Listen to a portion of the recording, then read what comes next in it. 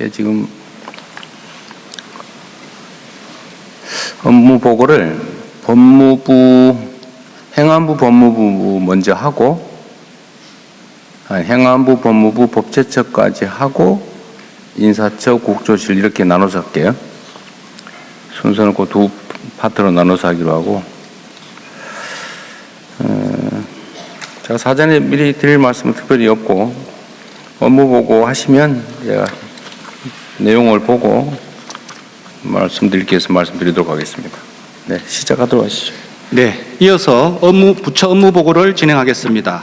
첫 번째로 행정안전부, 경찰청, 소방청, 법무부, 법제처 업무 보고를 진행하겠습니다. 먼저 윤호중 행정안전부 장관께서 주요 업무 보고를 드린 후 이어서 유재성 경찰청장 직무대행과 최용철 소방청장 직무대행께서 각각 소관 업무를 보고 드리겠습니다. 네, 행정안전부 장관 윤호중입니다. 먼저 AI가 생성한 노래와 이미지로 행정안전부를 소개하는 영상부터 시청하시겠습니다.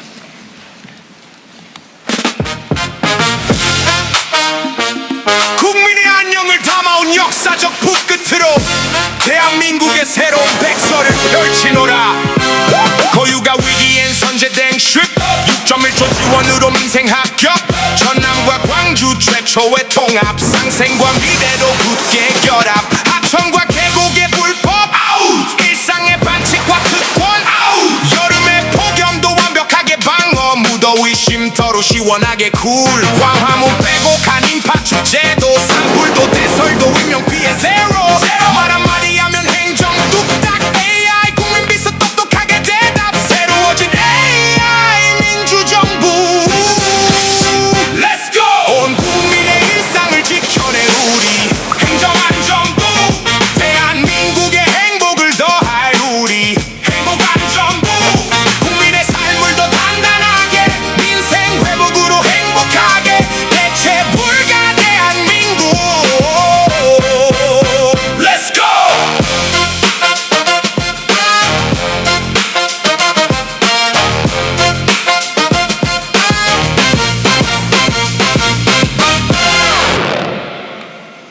네, 그럼 지금부터 국민 삶의 플러스가 되도록 모두의 행복과 안전을 책임지는 행정안전부의 업무 보고를 시작하겠습니다. 행정안전부는 국민주권정부의 일원으로서 국민과의 약속을 지키고 국민의 뜻을 정책에 담고 있습니다. 먼저 대통령 지시사항 166건 중 138건을 완료하였고 28건을 정상 추진 중에 있습니다. 또한 국민 여러분과 국회, 언론에서 지적한 내용도 적극 검토하여 조치하고 있습니다. 다음은 상반기 행정안전부의 주요 성과를 설명드리겠습니다. 행정안전부는 국민의 생명을 최우선으로 하는 안전사회 구현에 앞장서 왔습니다. 산불과 다중운집 행사 등에 선제적으로 총력 대응해 단 한 분의 인명피해도 발생하지 않았습니다.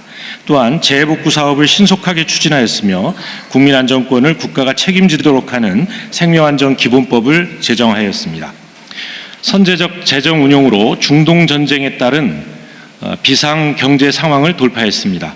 고유가 피해지원금 6조 1천억 원을 국민들께 신속히 지급하고 지방정부와 함께 지역 물가 안정을 위해 적극 대응했습니다.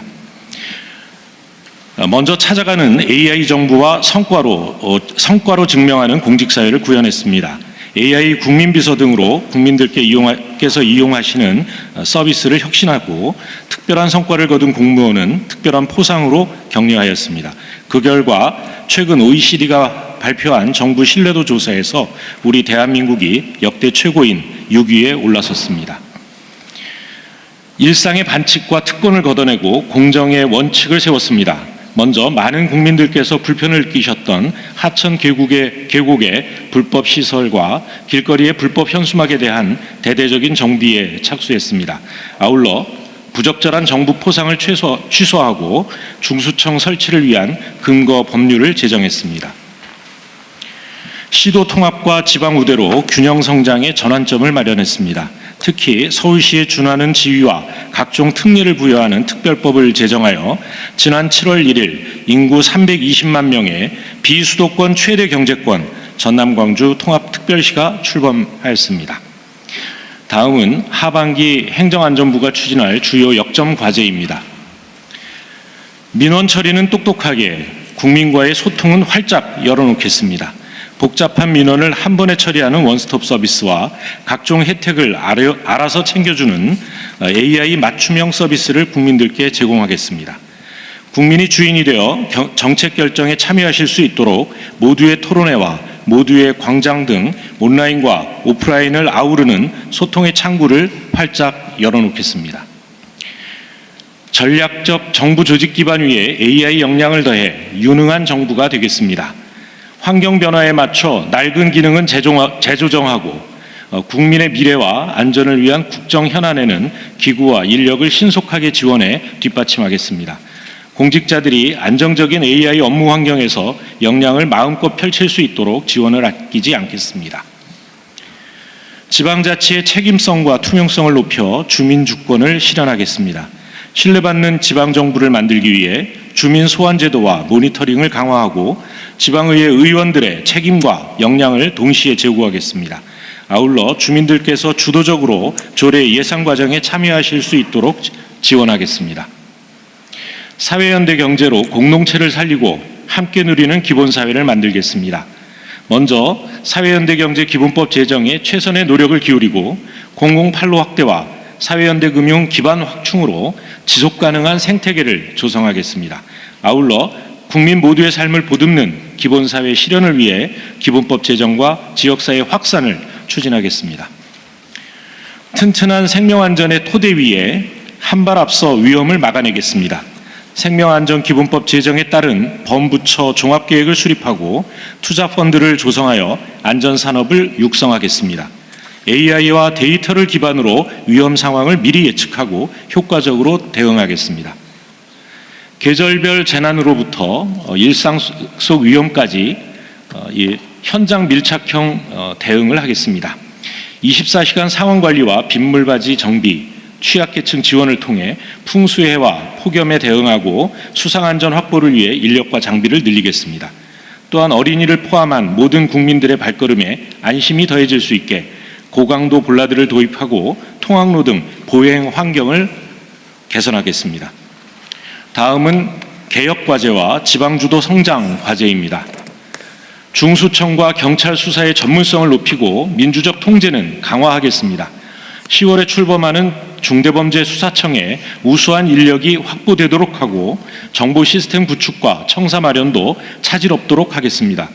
또한 경찰의 수사에 대해 국민들께서 신뢰하실 수 있도록 국가경찰위원회의 민주적 통제를 강화하고 보안수사 요구 등 기관 간 견제장치도 잘 작동되도록 하겠습니다. 모두가 안심하고 신뢰하는 사회를 만들겠습니다. 미래 기후변화에 선제적으로 대응하도록 방제 성능의 기준과 목표를 강화하겠습니다. 아울러 새마을금고에 대한 감독을 강화하여 건전성을 확보하고 공공성을 회복하도록 하겠습니다. 튼튼한 지방재정, 활력 있는 지역경제로 새로운 도약을 이끌겠습니다. 지방자주재원을 확충하여 국세와 지방세 비율을 7대3까지 목표로 재정분권을 추진하겠습니다. 지역사랑 상품권 발행을 확대하고 카드 등 미사용 포인트의 상품권 전환을 추진하겠습니다. 비수도권의 특례시 지정 기준을 완화하는 동시에 인구 활력 플러스 지역을 지정함으로써 지방의 성장을 지원하고 지방 우대지수를 활용한 특례를 적극 발굴하겠습니다. 다음은 행정안전부가 선도해 나갈 국가 정상화 과제입니다. 과거의 상처를 치유하고 정의로운 미래로 도약하겠습니다. 반헌법 행위자 등에 수여되었던 부적절한 정부 포상을 취소하고 과거사 진상규명과 피해자분들의 명예 회복에 앞장서겠습니다. 신뢰를 깨트리는 반칙과 편법을 바로잡겠습니다. 국민들께서 깨끗하고 안전한 하천과 계곡을 누리실 수 있도록 불법 시설을 지속적으로 점검하고 재발 방지를 위해 최선을 다하겠습니다. 재정 누수와 불공정 계약을 바로잡아 지방재정을 정상화하겠습니다. 지방 세입 체납과 보조금 부정수급은 끝까지 추적 환수하고 지방 공공계약의 공정성을 제고하겠습니다. 공직사회의 부정부패를 바로잡아 책임 행정을 확립하겠습니다. 중앙부처의 감사 인력을 확대하고 현장 중심 지방정부 감사도 강화하겠습니다. 안전불감증 공사 관행을 근절하겠습니다. 노후 교량과 대규모 지하 개발 현장을 철저히 점검하여 지방정부가 후속 조치를 제대로 이행할 수 있도록 예산을 지원하겠습니다. 피해자 권리 보장과 일상 회복을 국가가 책임지겠습니다. 각종 참사에 대한 진실규명부터 치유까지 국가 책임을 강화하고 재난 피해자를 중심에 두고 충실히 지원할 수 있는 체계를 확립하겠습니다. 마지막으로 국민 체감 플러스 과제로 불편은 줄이고 안전은 높이겠습니다. 지방세 환급금을 원스톱으로 청구하고 중고거래 시 모바일 신분증으로 인증하여 표시하는 등 작지만 국민들께 의미 있는 과제들을 발굴해서 개선해 나가겠습니다. 모두의 안전과 모두의 행복을 위해 국민께 한 걸음 더 다가가겠다는 다짐을 드리면서 이상 보고를 마치겠습니다. 네, 경찰청. 경찰청장 직무대행 유재성입니다. 경찰청 소관사항을 보고드리겠습니다. 상반기 경찰은 대통령 지시사항 47건 중 40건을 완료했으며 국회, 감사원 등 외부 반복 지적사항은 제도 개선 등 적극적으로 조치했습니다. 또한 보이스피싱 피해를 50% 줄이고 불법 사금융 검거를 23% 높이는 등 민생 범죄에는 엄정 대응하고 국민 안전 확보를 위해 노력했습니다. 앞으로 경찰은 세계에서 가장 안전한 K치안을 구현하여 대체불가 대한민국으로의 대도약을 적극 뒷받침하겠습니다. 첫째, 범죄와 반칙을 엄단하여 우리 사회가 정상사회로 나아가는 데 기여하겠습니다. 보이스피싱, 마약 등 초국가범죄 대응 역량을 고도화하고 2029년 우리나라에 인터폴 아태 사무국 유치를 추진하겠습니다. 아울러 전담 수사 체계를 통해 민생 경제범죄 척결에 수사 역량을 집결하겠습니다. 가짜뉴스, 2차 가해, 디지털 성범죄는 상시 모니터링하고 범죄는 엄정 대응하는 한편 토착 비리와 대포차, 사적 보복 대행 등 사회 곳곳의 비위와 반칙을 해소해 나가겠습니다. 둘째, 모든 경찰 활동을 국민 생명을 지키는 데 집중하겠습니다. 범죄가 살인으로 이어지지 않도록 범죄 예방 및 대응 역량을 강화하고 보행자 등 맞춤형 안전대책과 사고 다발 지역 환경 개선으로 교통사고 사망자를 줄이겠습니다. 청소년 사이버 도박이나 경미 범죄에 대해서는 법의 테두리 안에서 일상회복과 자립을 도울 수 있도록 공감받는 법 집행을 위해 노력하겠습니다. 중대대에는 엄정히 수사하고 국민 체감과제를 신속히 추진하여 일터나 생활 속 국민 안전을 확보해 나가겠습니다. 셋째, 국민이 신뢰할 수 있도록 경찰 수사를 쇄신하겠습니다. 좀비 속 상피제 도입, 내부 비리 수사대 설치 등 내부 비리를 제도적으로 차단하겠습니다. 인권 감찰 조사기구 설치, 경찰 수사심의위원회 실질화로 민주적 통제를 강화하는 한편 수사 공조기관 간 상호 협력도 견고히 하겠습니다. 이번 형사소송법 개정으로 강화된 보안 수사 요구 이행과 피해자 권익 보호가 현장에서 차질 없이 이행되도록 수사 인력을 보강하고 인적 관리를 더욱 강화하겠습니다. 7월부터 시행 중인 경찰 수사개혁위원회를 통해 경찰 수사를 근본부터 점검하고 쇄신 방안을 마련하여 추진하겠습니다. 이상 경찰청 보고를 마치겠습니다. 네, 소방청까지 하고 얘기하죠. 네, 소방청 직무대행입니다. 먼저 주요 성과입니다. 첫째, 재난 현장에 더욱 빠르게 도착하여 소중한 국민의 생명을 구하였습니다. 소방차 우선 신호 시스템과 아파트 공동 현관문 자동 출입 시스템 확대, 전국 소방헬기 통합 운영 등 보다 신속한 출동 환경을 구축한 결과입니다. 둘째, 화재로 인한 국민 피해가 감소하였습니다. 노후 아파트, 공장 등 화재 취약 대상 3만 7천여 개소에 대한 현장 점검을 실시하였고 화재 감지기 보급, 119 화재 대피 안심콜 도입 등 취약계층에 대한 맞춤형 지원 확대가 성과로 이어졌습니다. 셋째, 올해는 산불 초기부터 총력 대응하여 진화 시간이 58% 단축되었고 국민 피해가 대폭 감소하였습니다. 넷째, 지난 6월 8일 국립소방병원이 개원하였습니다. 소방 공무원은 물론 지역 주민을 위한 공공의료 거점으로 발전시켜 나가겠습니다. 다음은 핵심 추진 과제입니다. 첫째, 국민과 소방관 모두의 안전을 두텁게 지키겠습니다. 지휘관에 대한 교육, 평가, 인사체계 전반을 개선하여 현장 지휘 역량을 강화하고 AI를 기반으로 상황관리 시스템과 소방 장비를 첨단화하여 현장 대응의 효율성과 안정성을 높이는 데 속도를 내겠습니다. 둘째, 일터에서의 화재 피해를 줄이겠습니다. 화재가 반복되는 시설은 중점 관리 대상으로 지정하여 화재 안전 관리를 철저히 하고 스프링클러 등 소방시설 설치 기준도 강화하겠습니다. 또한 최근 대형 화재가 있었던 공장 창고에 대해서는 전국 실태 조사를 통해 취약 요인을 사전 발굴 개선하겠습니다. 셋째, 고위험 산모와 중증 외상 환자를 더욱 빠르게 안전하게 이송하겠습니다. 129 구급 상황관리센터가 전국에 수용 가능한 병원을 실시간으로 확인함으로써 지역 중심의 이송 체계 한계를 극복하고 소방 헬기를 통해 더욱 신속하게 이송하겠습니다. 마지막으로 여름철 재난에도 선제적으로 대비하겠습니다. 신고 폭주 대비 신고 접수대를 2.7배 증설하고 물놀이 위험 지역에는 119 시민 수상 구조대를, 풍수의 우려 지역에는 특수 구조대 등을 사전 배치하겠습니다. 또한 폭염 가뭄 대응을 위해 폭염 119 안전대책본부를 가동 중에 있으며 전국 9만여 의용 소방대와 함께 취약계층을 방문하여 꼼꼼하게 살피는 한편 폭염 구급대를 통한 온열 질환자 이송과 축사 등 민생 시설에 대한 급수 지원도 신속히 이루어지도록 총력을 다하겠습니다. 이상입니다. 네. 법무부 대검도 하시죠. 예, 그럼 이어서 정성호 법무부 장관께서 주요 업무를 보고드리고 박규형 검찰총장 직무대행께서 소관 업무를 보고드리겠습니다. 예, 법무부 장관입니다.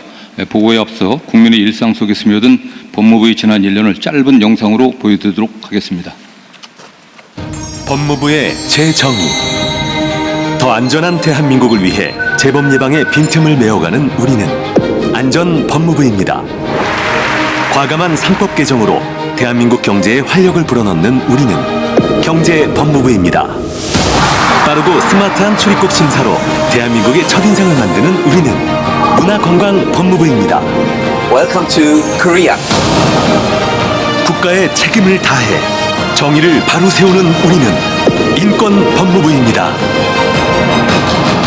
정교한 외국인 정책으로 새로운 성장의 문을 여는 우리는 미래법무부입니다. 안전, 경제, 문화, 인권, 미래, 국민의 일상부터 모두의 내일까지 국민주권정부 1년을 쉼없이 달려온 우리는 대한민국 법무부입니다. 예, 보고하겠습니다. 법무부는 국민의 일상을 지키는 4개의 약속, 안전, 실용, 인권, 혁신을 중심으로 국민주권정부 출범 1년간 국민만을 바라보며 달려왔습니다. 지난 1년의 성과와 앞으로의 과제를 보고드리도록 하겠습니다. 첫 번째 약속, 안전입니다. 국민의 일상을 파고드는 범죄는 뿌리까지 뽑아야 합니다. 보이스피싱 범죄에 총력 대응하여 7달 연속으로 발생 건수와 피해액이 모두 줄었습니다. 작년 동기 대비 3분의 1 이상이 감소한 수치입니다. 서울 남부지검에 설치된 합수부를 중심으로 금융당국과 긴밀한 협력 체계를 구축하여 금융증권, 가상자산 범죄에 엄정 대응하고 있습니다. 필리핀 마약 총책을 비롯한 해외 도피 사범 135명을 끝까지 추적해 송환해 왔습니다. 마약범죄 합동수사본부는 마약범죄 집단 8개를 소탕한 것을 비롯하여 127만 명이 동시에 투약할 수 있는 대마 636kg의 밀반입 사건을 적발하였습니다. 앞으로도 관계기관 간 공조를 통해 마약범죄에 엄정 대응하도록 하겠습니다. 이제 마약은 처벌을 넘어 치료와 재활까지 책임져야 합니다. 보호관찰 단계에서는 중독 정도에 따른 맞춤형 관리를 실시하고 있습니다. 전체 마약사범 재범률은 34.5%입니다. 반면 보호관찰을 받는 마약사범 재범률은 그 10분의 1 수준에 불과하여 확실한 재활 효과를 보이고 있습니다. 중독 정도가 경미한 대상자는 주기적인 약물 검사로, 중독 정도가 중등도 이상인 대상자는 전문가 상담을 활용한 특별 지도로 단계별 관리를 확대하여 추가 투약을 막도록 하겠습니다. 교정시설에서는 유입은 막고 중독은 끊겠습니다. 올해 재활 전담 시설을 2배 이상 확대하였습니다. 수준별 재활 프로그램은 연말까지 2,200명으로 대폭 증가시키고 향후 모든 마약류 수용자가 집중 프로그램에 참여할 수 있도록 확대해 나가겠습니다. 이에 필요한 인력 예산 확보에도 관심을 가져주시길 부탁드리겠습니다. 한편 탐지 장비를 갖추고 탐지견 점검을 확대하여 시설 내부로 마약이 반입되지 않도록 철저히 차단하겠습니다. 소년범은 재범 방지 골든타임을 사수하겠습니다. 소년 재범률은 성인의 3배입니다. 지금 바로잡지 못하면 평생의 범죄로 굳어질 수 있습니다. 기존에는 성인과 소년들을 보호관찰소에서 같이 관리하였습니다만 현재 성인과 소년을 분리하는 보호관찰법 개정안이 국회 본회의 의결을 앞두고 있습니다. 내년부터는 소년보호 전문기관에서 비행 소년들을 보다 전문적으로 관리하겠습니다. 또한 K소년 범죄 예방 프로세스를 통해 학교, 지역사회에 협력하여 비행 원인의 진단부터 사후 밀착 관리까지 끊김없이 책임지도록 하겠습니다. 피해자에게는 보호망이 먼저 닿도록 하겠습니다. 이제 피해자는 가해자가 다가오면 휴대전화 지도에서 위치를 바로 확인할 수 있게 되어 있습니다. 또한 전자감독 중인 대상자가 다른 피해자를 상대로 한 범행으로 접근 금지된 경우에도 경찰이 보호관찰소의 접근 금지 사실과 피해자 정보를 공유하여 추가 범행을 막을 수 있도록 조치했습니다. 피해자가 수사기관을 거치지 않고 법원에 직접 접근 금지를 신청할 수 있는 제도도 도입하여 시행을 앞두고 있습니다. 전자감독 중인 가해자가 접근하는 순간 그 위치가 경찰에 실시간으로 전달되어 즉시 출동하는 연계 시스템도 연내에 구축하겠습니다. 또한 올 하반기에는 잠정조치 대상 범죄에 교제폭력 행위까지 추가하는 법 개정을 통해 피해자 보호를 더욱 강화하겠습니다. 두 번째 약속인 실형입니다. 실형 법무행정으로 경제에 활력을 불어넣겠습니다. 법무부는 시장 질서를 위하는 불공정 거래 범죄에 엄정 대응하고 있습니다. 특히 서울중앙지검의 공정거래조사부는 물가 전반에 영향을 미치는 생필품 담합 범죄를 엄단하였고 현재 전국 18개 검찰청에 민생 물가 안정 전담 수사팀을 편성하였습니다. 공정경제를 해치는 행위가 발생하지 않도록 지속적으로 대응 역량을 높여가겠습니다. 주주의 이익을 보호하고 기업의 성장을 돕는 법제 개선도 지속적으로 추진하겠습니다. 3차에 걸친 상법 개정으로 주주 보호 제도의 기반을 마련하였습니다. 제도 안착을 위해 전자주주총회 제도 도입을 위한 상법 시행령도 개정하였습니다. 이에 대해 기업인의 경영상 부담을 줄이면서도 중요 범죄에 대한 처벌 공백이 발생하지 않도록 배임죄를 정비하겠습니다. 8월 출범 예정인 범정부 형벌 합리화 TF에도 적극 참여하여 과도한 형벌 체계 정비 등 합리적인 법제 개선에 최선을 다하도록 하겠습니다. 능동적이고 유연한 출입국 이민 정책으로 지역 균형 발전을 돕고 외국인 관광을 활성화시키겠습니다. 자동 출입국 심사 이용 가능 국가를 42개국으로 확대하였고 지역 제조업 인력난을 풀어줄 육성형 전문 기술 인력 비자를 시행하였습니다. 앞으로 농어촌에는 숙련된 일손을, 인구 감소 지역 소상공인에게는 일할 사람을, 지역 의료 관광에는 새 활력을 더하도록 하겠습니다. 기업은 뛰게 하고 지역은 사람으로 채우겠습니다.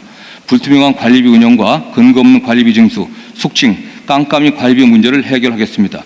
법무부는 상가 건물 관리비 납부자가 관리비의 세부 내역을 제공받을 수 있도록 법제를 개선하였습니다.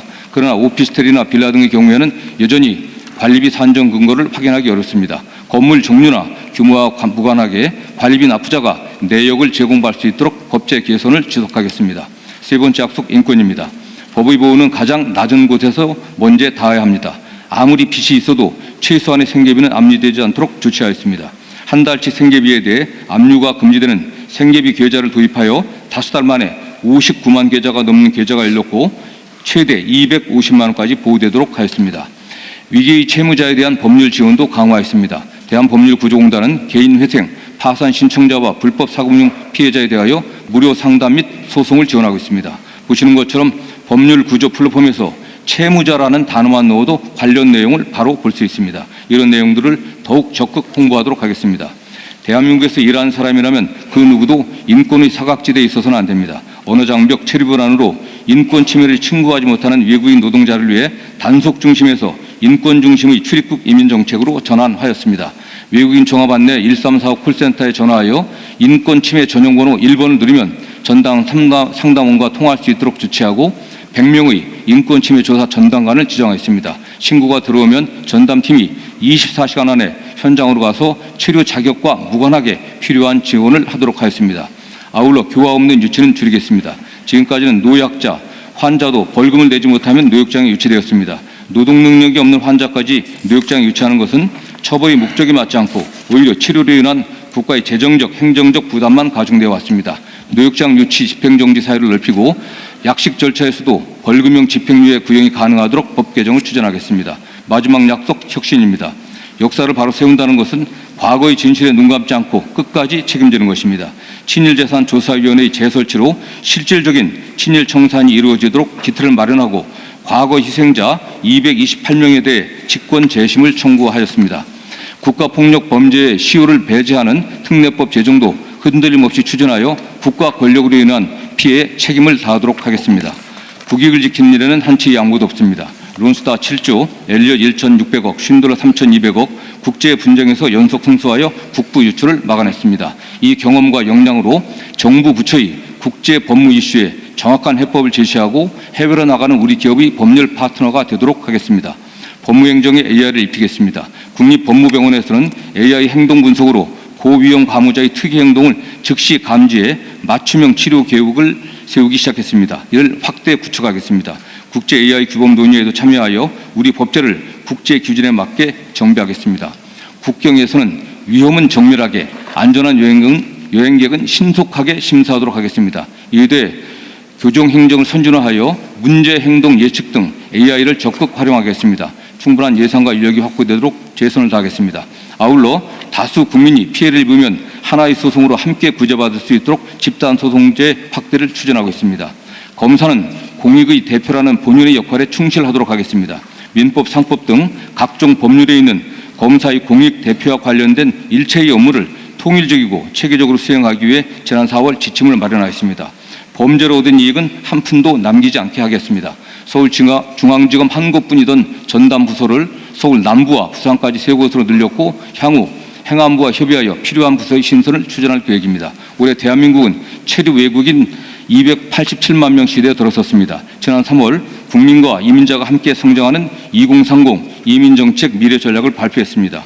경제성장과 지역 발전에 필요한 인력은 전략적으로 유치하되 유입 규모와 임금 요건은 데이터에 근거해 과학적으로 설정하겠습니다. 이민을 둘러싼 사회적 갈등을 조정하며 외국인의 권익도 함께 보호하겠습니다. 지난 업무 보고에서 법무부는 국민께 여러 가지 약속을 드렸습니다. 화면에 보시는 것처럼 그 약속들이 지금 하나하나 법이 되고 제도가 되고 있습니다. 남은 과제들도 속도를 늦추지 않겠습니다. 법무부는 장막에 가려진 소극적 행정에서 벗어나 창의적 혁신으로 나아가겠습니다. 오직 국민의 인권을 위한 당당한 법무부가 되겠습니다. 이상으로 보고를 마치겠습니다. 네, 수고하셨습니다. 대검찰청 예, 대검찰청 기획조정부장 박규영입니다. 대검찰청 업무 보고를 드리겠습니다. 먼저 26년 상반기까지 주요 성과입니다. 검찰은 최근 중동발 위기를 비롯한 이용한 유가 담합 사건을 비롯하여 합계 34조 규모의 담합을 적발했고 2차 전지 테마주 거짓 공시로 부당이득을 취득한 사건 등을 철저히 수사하여 금융증권사범을 엄단했습니다. 또한 헤드니 사건, 고 김창민 감독 살인 사건, 광주 여고생 살인 사건 등에서 실체 진실을 규명하고 피해자의 억울함이 없도록 최선을 다했습니다. 다음으로 중점 과제입니다. 그간 검찰은 마약류 범죄와 보이스피싱 범죄에 대하여 유관기관과 함께 마약범죄 전부 합동수사본부와 보이스피싱 범죄 합동수사부를 구성하여 대응해 왔습니다.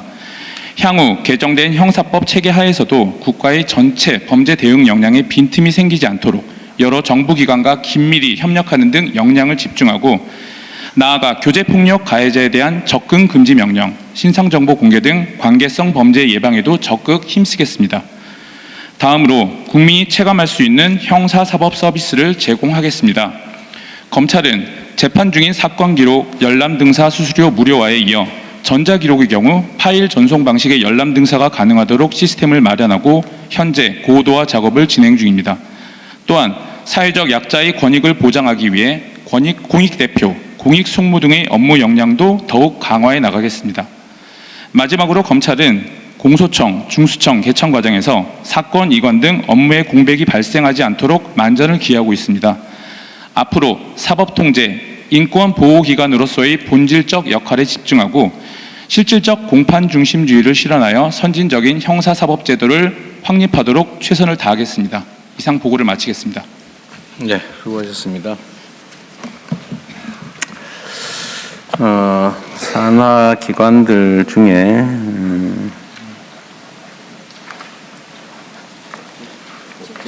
법제처까지 하기로 했나요? 법제처까지 하고 갑시다. 예, 법제처 업무 보고 드리겠습니다. 먼저 준비한 영상을 보시겠습니다. 누군가의 시린 하루를 따뜻하게 안아주는 일. 법령에 단 한 줄에 담긴 온기입니다. 단 한 줄을 열어 청년 창업의 새로운 꿈에 날개를 달아주고 단 한 주를 더해 소외된 이웃이 건강을 되찾아 평범한 일상을 누리게 하며 단 한 주를 풀어 전통시장과 소상공인에게 활력을 불어넣는 법. 함께하는 내일을 위해 법제처가 늘 먼저 움직이겠습니다. 예, 하반기 핵심 추진 과제를 중심으로 말씀드리겠습니다. 먼저 국정 속도를 높이는 입법 전략 수립 및 관리입니다. 첫째, 국정입법 상황실을 설치하고 입법 진행 상황을 실시간 모니터링하여 장애 사유를 적극 해소하고 있습니다. 현재까지 국정입법 과제 782건 중 71%에 상당한 556건이 발의되었고 27%에 상당한 213건이 통과되었습니다. 둘째, 범정부 입법 계획을 재검토하여 현재까지 49건의 법률 제정안 중 25건을 개정안으로 변경하기로 부처 협의를 완료하였고 입법 계획 768건 중 시행령이나 지침으로 추진할 수 있는 과제 92건을 발굴했습니다. 셋째, 의원 발의 법안에 대한 정부의 원보이스 체계를 강화하여 국회 심의에 효율적으로 대응하겠습니다. 정부 요청 의원 발의 법안은 발의 전 법제처와의 사전 협의를 거치도록 하고 전체 의원 발의 법안들을 모니터링하여 법리적 이슈들을 점검하고 부처 간 이견도 조정하겠습니다. 다음 법령의 체계적 정비입니다. 첫째, 법령 체계 및 내용의 정상화를 위해 정부 수립 후 최초로 전체 3,496개 행정법령을 전수조사하여 정비하고 있습니다. 7월 28일 현재 약 83%에 상당한 2,910개 하위법령 검토를 마쳤고 검토가 완료된 하위법령은 소관 부처별로 개정 작업을 추진하기 시작했습니다. 아울러 국민불편 해소용 정비과제 96건도 부처 협의가 완료된 46건을 시작으로 순차적으로 정비해 나갈 예정입니다. 둘째, 전체 11,165개 행정형벌 조항들을 전면 재정비하겠습니다. 법제처는 대통령님의 지시에 따라 행정형벌 합리화를 위해 7월 말 17개 부처가 참여하는 추진단을 출범시켰습니다. 전체 행정형벌 조항의 도입 목적이나 취지, 운용 실태 등을 전수 비교 검토한 후 이를 토대로 제재 효과, 과태료나 과징금 등 다른 경제제재로의 대체 필요성 등을 고려한 합리적이고 체계적인 정비를 추진하겠습니다. 셋째, 행정기본법 개정을 추진하겠습니다. 행정기본법은 2021년 과거 학설이나 판례로만 인정되던 행정법의 원칙 및 공통적인 제도를 입법화한 행정 분야의 총칙적 기본법입니다. 법제처는 기본법 시행 5주년을 맞아 학계 및 행정 일선의 의견을 반영해 내용을 대폭 추가 보완하는 개정을 추진하겠습니다. 넷째, 지방 분권과 균형 성장을 지원하는 법령 정비입니다. 작년 말 지방정부 공무원들이 법령 정비를 제안할 수 있는 온라인 창구를 마련했습니다. 지방정부에서 지역 실정에 맞게 각종 제한이나 요건 등을 달리 규정할 수 있도록 58개 법률에 대한 정비과제를 발굴하여 부처 협의를 진행 중입니다. 다음, 법적 자문제도의 안착입니다. 법제처는 지난 5월 6일부터 전담 조직을 두어 중앙과 지방정부는 물론 전체 364개 공공기관이 정책 수립부터 법령 위반, 법령 해석 및 적용 등 행정 집행에 이르기까지 부딪히는 각종 공법적 이슈들에 대한 법적 자문을 제공하고 있습니다. 출범 후 3개월간 총 210건의 신청이 들어올 정도로 초기부터 활발하게 이용되고 있습니다. 앞으로도 법적 자문을 통해 적극 행정, 적극 경영이 이루어지도록 뒷받침하겠습니다. 다음, 법제처의 업무에 AI를 적극 도입하겠습니다.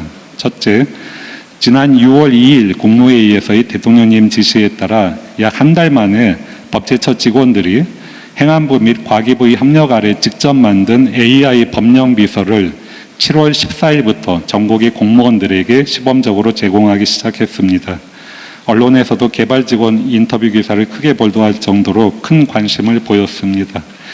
AI 법령 비서는 약 24만 건의 법령 정보를 기초로 공무원의 법적 질의에 대해 1차적 검토 의견을 제공하는 AI 에이전트입니다. 연내 약 736만 건의 법령 정보를 추가 학습시켜 내년 1월 정시 오픈할 때는 한결 고도화된 서비스를 제공하도록 하겠습니다. 둘째, 법령 정보에 대한 국민들의 접근 편의성을 높이기 위한 AX 사업입니다. 이를 약 80만 명이 이용하는 국가법령정보센터에 AI 검색 기능을 도입하기 위해 환각 현상을 최소화하는 법령 특화 AI 언어 모델을 만들고 전체 법령 정보 약 760만 건을 AI가 활용하기 용이하도록 레고화하고 있습니다. 내년 7월에 대국민 서비스를 실시할 계획입니다. 셋째, 지난 연말 업무보고에서의 대통령님 지시에 따라 최신 해외 법령을 한국어로 실시간 검색할 수 있는 AI 기반 세계 법제정보 플랫폼 구축 사업도 추진하고 있습니다. 2027년 말에 일부 시범 서비스가 개시될 예정입니다. 법제처는 국정 속도를 높이는 법제 지원으로 국가 대전환을 앞당기도록 하겠습니다. 이상으로 법제처 업무 보고를 마치겠습니다. 네, 수고하셨습니다. 일제 강제동원 피해자 지원재단에서 누가 나오셨어요? 여기는 동석이라고 아무도 안 왔나요? 아, 그럼 누구신가요?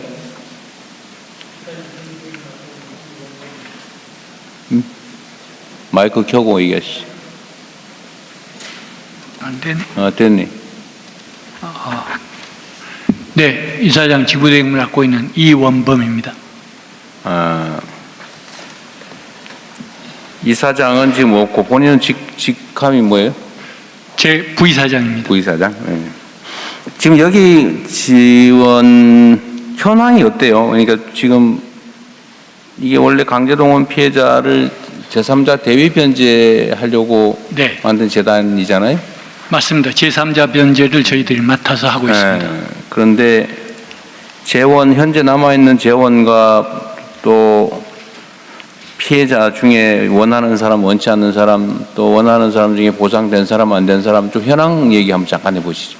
네, 저희들이 현재 67명에 대한 저희들이 제3자 변제를 해야 되는 상황에 있습니다만은 67명? 예. 현재 지금 저희들이 26명에 대한 3자 변제는 마치고 있고요. 나머지 41명에 대한 이건 이제 대법원 최종 판결을 받은 분들 얘기입니다. 아직 1, 2심에 있는 분들은 따로 있고요. 제3자 변제에 지금 41명에 대한 저희들이 이제 변제를 추진을 해야 되는데 재원이 지금 33억밖에 없어서 지금 97억이 저희들이 필요한데 지금 소송 중인 사람까지 예측해서? 아닙니다. 소송이 끝난 사람들을 얘기한 겁니다.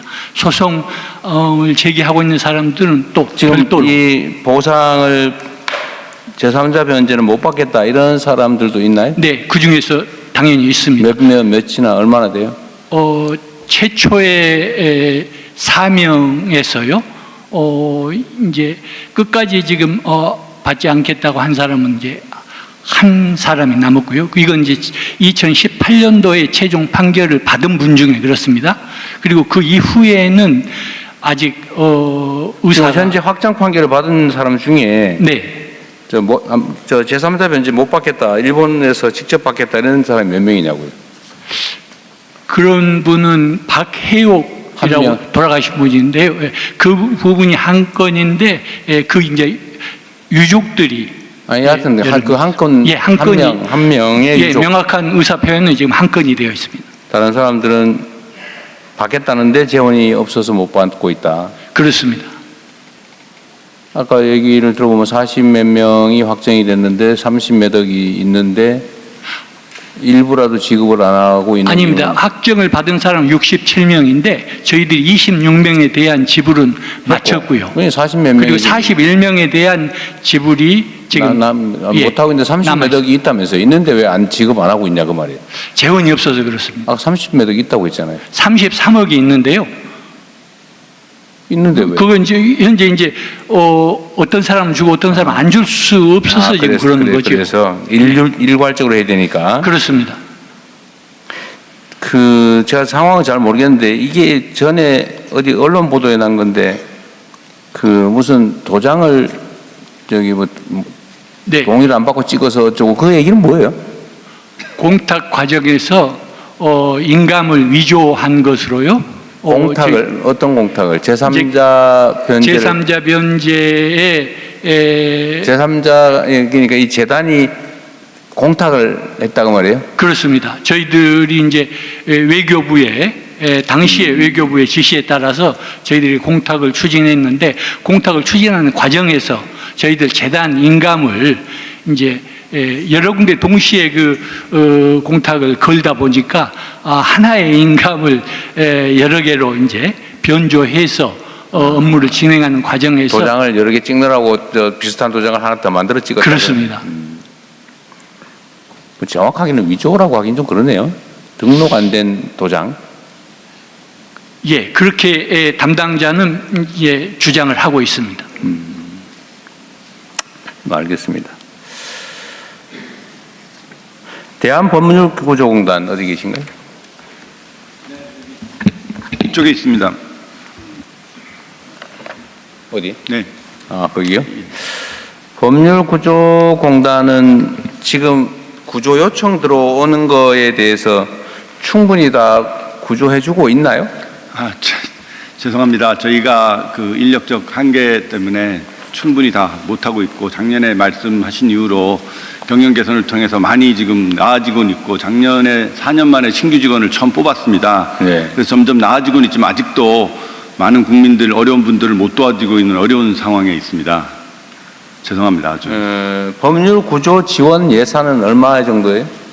저희가 전체 1,100억 정도 되는데요. 그 중에 이제 국가에서 주는 돈은 한 700억 정도 되고 또 사업을 하다 보면 수익을 해서 해야 됩니다. 저희들 현재 수익 중에 한 500억 정도는 저희들이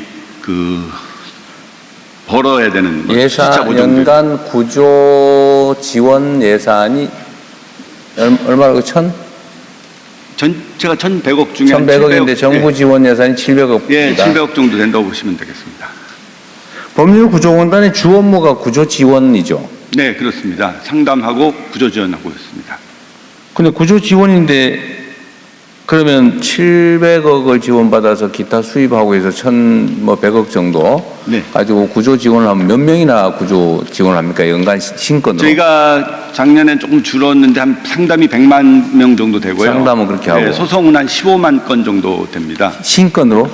예, 매년 한 15만 건 정도 하고 있습니다. 15만 건 정도. 15만 건씩이나? 예. 이 직원이 785명, 723명인데 네. 15만 건을 처리한다. 예. 저희 변호사 1인당 한 1,200건 정도 수행하고 있습니다. 그래서 사실 1인당 1년에 한 1,200건 정도 수행하고 있습니다. 그래서 저희들 업무 부담이 상당히 과한 상태입니다. 그리고 저희들 인건비가 좀 많이 차지하고 있는 상태. 그러겠네요. 예. 인건비가 1인당 전체 평균으로 한 1억 정도 잡으면 이것만 해도 한 700억 되는데 예, 그렇습니다. 전체 예산의 절반 이상을 인건비로 쓰고 있는 꼴이네요. 네, 그렇습니다. 근데 법원에 소송을 하거나 이럴 때는 수임료를 주는 건 아니고 자기들이 하니까. 네, 저희가 자체 월급으로. 인지대 정도가 들어간다. 예, 인지대 같은 게 비용으로 들어갑니다. 송달료, 인지대. 그런 비용도 많이 들어가고 있습니다. 근데 요청은 몇 건 정도, 100만 건 정도를 상담을 하는데 그 중에서 구조가 구조 요건에 해당이 되고 당사자가 구조를 요청을 하는데 그 중에서 15만 건 정도만 처리한다고 하니까 그러면 요청하는 요건에 해당이 되고 요청하는 건수는 얼마나 돼요? 그게 저희들이 좀 안타까운 게 그러니까 얼마 정도예요? 그거는 저희가 상담 중에 15만 건은 거의 다 하고 있는데요. 상담을 다 못하거나 저희들한테 왔다가 포기하고 좀 다른 곳에 가시거나 하시는 분들이 조금 있는 것 같습니다. 그러면 이게 예산을 늘려드린다고 해서 구조 건수가 늘어나기는 쉽지 않은 구조네요. 인력 부족으로. 저희가 사실은 인력이 조금만 늘어주면 저희가 현재 4년을 신규 직원을 못 뽑았습니다. 작년에 처음으로 뽑았는데요. 이 직원은 변호사를 얘기하는 거죠? 아닙니다. 일반 직원들까지 저희들이 일반 직원까지 해서 730명 정도 되는데요. 근데 주로는 한다면 변호사가 있어야 변호사가 구조 활동을 하지. 변호사가 일반 직원이 지금 현재 110명, 113명인가 그렇고 저 법무관이 한 30명 있습니다. 법무관이. 네. 근데 지금 필요한 건 변호사들 아니에요? 저희들 개인회생 파산 사건의 경우는 일반 직원들도 상당히 해야 되고요. 상담도 좀 직원들이 많이 합니다. 그 그래서 본인 대리 서면 작성을 해준다 그 말이에요? 서면 작성들은 변호사들이 하고 있고요. 그러니까 그 상담을 해서 사실관계 파악을 하고 조사 요원으로. 네, 조사도 하고 그다음에 개인회생 파산 같은 경우는 이제 서류가 지금 많이 필요해서 서류 확인하는 작업이 필요합니다. 뭐 저희들 같은 경우 좀 인력이 지금 너무 부족해서 저희들한테 오시는 분들을 충분히 지금 상담이나 못 해드리고 있습니다. 그래서 저희들 지금 계속 인력 증원을 요청하는데 연간 한 2년 정도에 한 120명 정도만 증원해주면 최소적으로 오시는 분들은 해줄 수 있을 것 같고요. 저희 지금 장관님도 좀 관심을 가져서 기부금을 좀 받으려고 그러는데 그러면 예산도 한 100억 정도 절감할 수 있게 저희들 지금 제도적 개혁은 노력하고 있습니다. 저희들 찾는 손님들을 충분히 봉사를 못 해드리는 좀 아쉬운 상황입니다. 네. 예산 부서에서 한번 검토를 한번 해보라고 그러십시오. 네, 준비하도록 하겠습니다. 그리고 지금 일단 경찰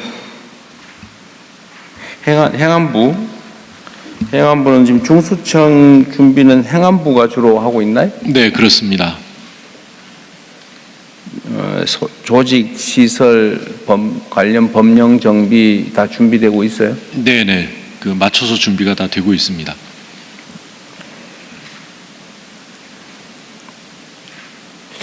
이게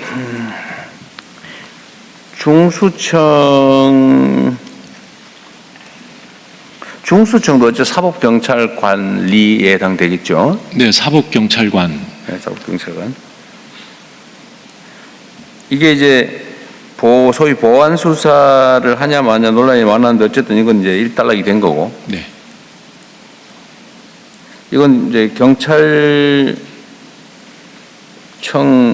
국수부는 또 안 왔을 테니까 그냥 행안부가 다 거기도 관할은 하고 있는 거니까요. 중수청에 대해서는 행안부가 이제 일반적 지휘권과 사건에 대한 이 지휘권까지 가지고 있습니다. 청장에 대한 구체적 사건에 대해서는 청장에 대해서 청장을 통해서 지휘할 수 있게 되어 있습니다. 근데 일반 수사 사건에 대해서는 지금 할 근거가 없는 거죠. 개별 사건에 대해서는 청장을 통해서 할 수 있습니다. 일반 중수청은 그런데.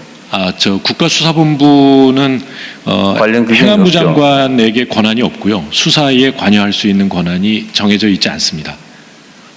경찰청장도 못하게 돼 있잖아요, 그죠?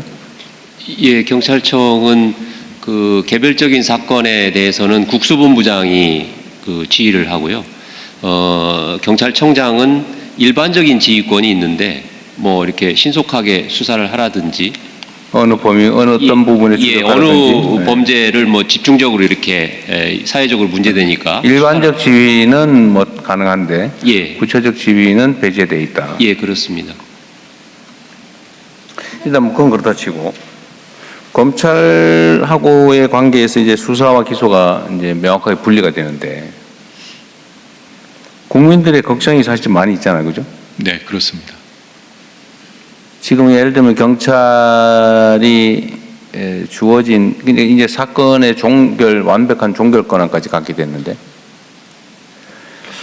완벽한 종결 권한을 가지는데 이제 국민들의 걱정은 1번 정말 충분한 역량이 독자적으로 완벽하게 수행할 만큼 역량이 충분하냐, 두 번째로는 믿을 만하냐, 세 번째로는 뭔가 문제가 생겼을 때 충분히 자율적으로 시정 또는 교정이 가능한가, 이런 걱정들을 하잖아요. 예. 물론 그게 그 전에 보안 수사를 검찰이 한다고 해서 100% 해결되는 문제는 물론 아닌데 어떤 그게 그나마 이제 지금 사라지니까 걱정이 커지는 거겠죠? 예, 그렇습니다. 그에 대한 대책이 물론 있겠지만, 제가 전에 국무회의에서도 한번 걱정이 돼서 말씀을 드렸는데, 예. 우리 행안부도 마찬가지고 그죠? 중수청도 똑같거든요, 사실. 네, 그렇습니다. 똑같은 문제가 있거든요. 네. 과연 이 걱정을 국민들이 하는 현실적인 또 나름의 타당성이 있는 걱정을 어떻게 해소할 거냐. 그게 문제예요.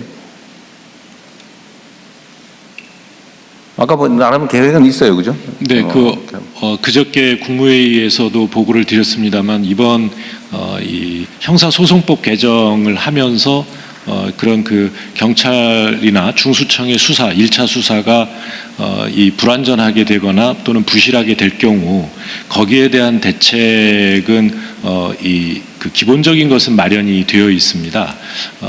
그건 이제 앞으로 그걸 어떻게 실행해 가느냐에 달려 있겠습니다만, 그러니까 검찰의 보안 수사 요구를 하는 경우 그 보안 수사를 충실하게 이행할 수 있도록, 지금까지는 기간이 명확하게 정해져 있지 않아서 뭐 무한 핑퐁 뭐 이런 것들이 있을 수 있었는데 1개월 이내에 보안 수사를 완료하는 것을 원칙으로 하고요.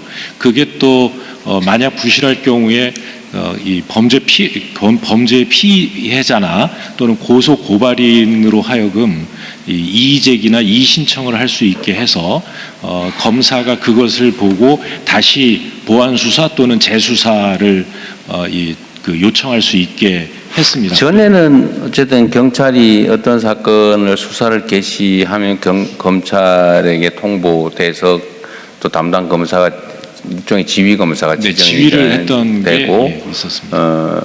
거기에 넘어가서 문제가 있어서 되돌아오더라도 그 사건 번호는 그대로 유지되고 있었는데 이게 얼마 전부터는 이 사건이 넘어갔다가 다시 들어오면 새로 신건으로 번호를 부여해가지고 부지가 세월됐다는데 이 문제는 해결했다는 거죠. 담당은 똑같이 유지된다. 네네. 유지를 계속하면서 보안 수사를 요구할 수도 있고요. 그다음에 이 수사팀이 제대로 수사할 역량이 안 된다라고 판단될 때는 검사가 수사팀을 바꿔달라고 요청할 수도 있고요. 고의로 늦추면 징계해달라고까지 요청 부탁이에요, 그러니까? 그런 건 아닙니다. 요청하면 따르게 되어 있습니다. 요구하면? 예, 요구하면 따르게 되어 있습니다.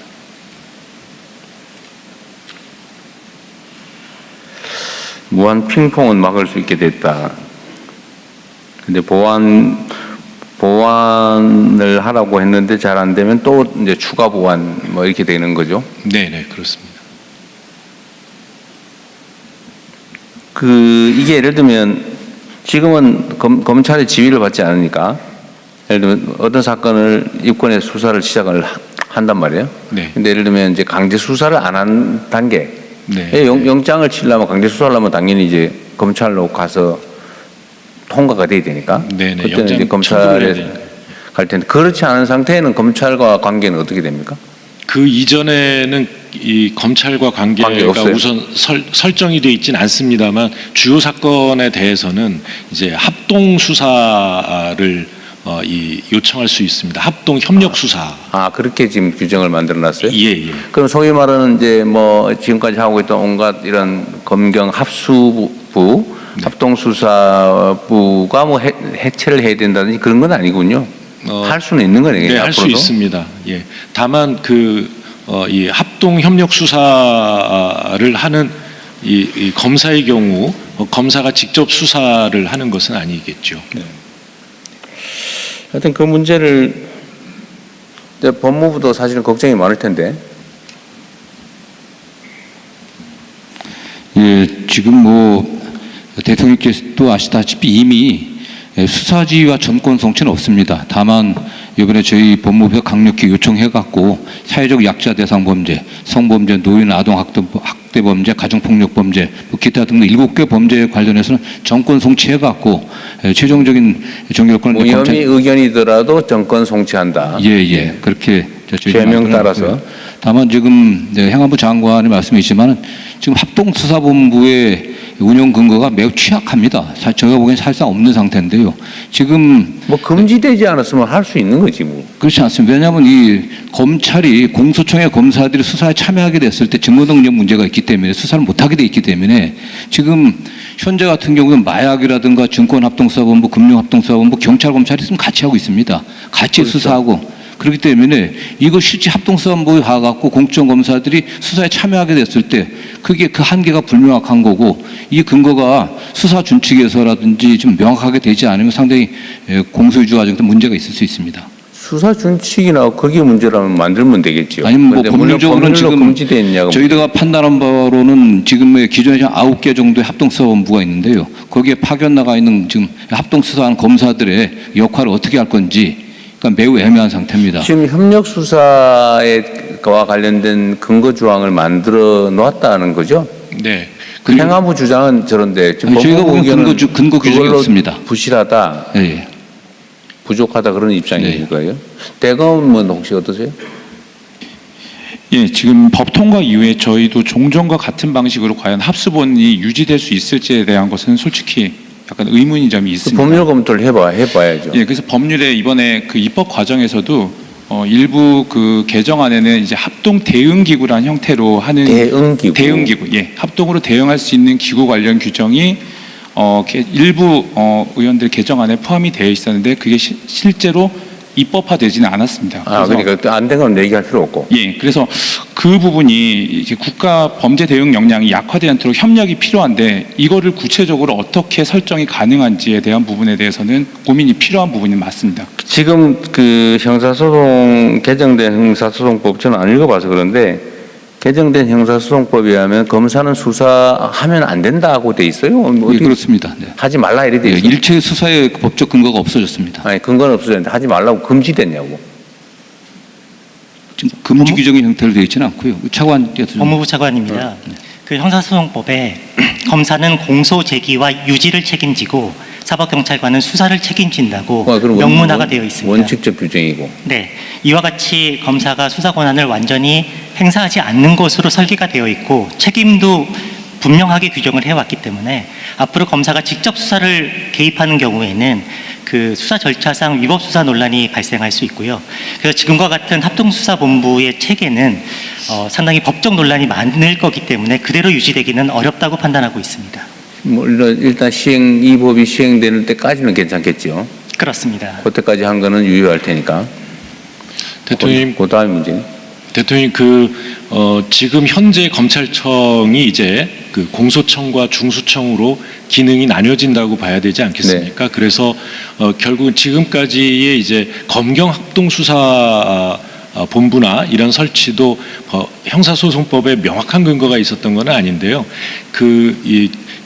저 사건에 따라서 그냥 편의적으로 양쪽이 다 수사권을 가지니까 모여서 같이 했던 거죠. 근데 이제 앞으로는 이 검경합동수사 본부라기보다는 아마 공중경 합동수사본부가 만들어지게 되지 않을까 싶습니다. 그러니까 공소청과 중수청, 경찰이 함께 협력하는 그런데 그럼 이제 그 안에서는 검사는 수사는 직접 안 하면서 법률적인 협력을 조언을 해준다든지 법률 검토를 한다든지 아니면 심사와 청구를 해준다든지 그런 정도의 역할만 하는 걸로 수사는 안 하고.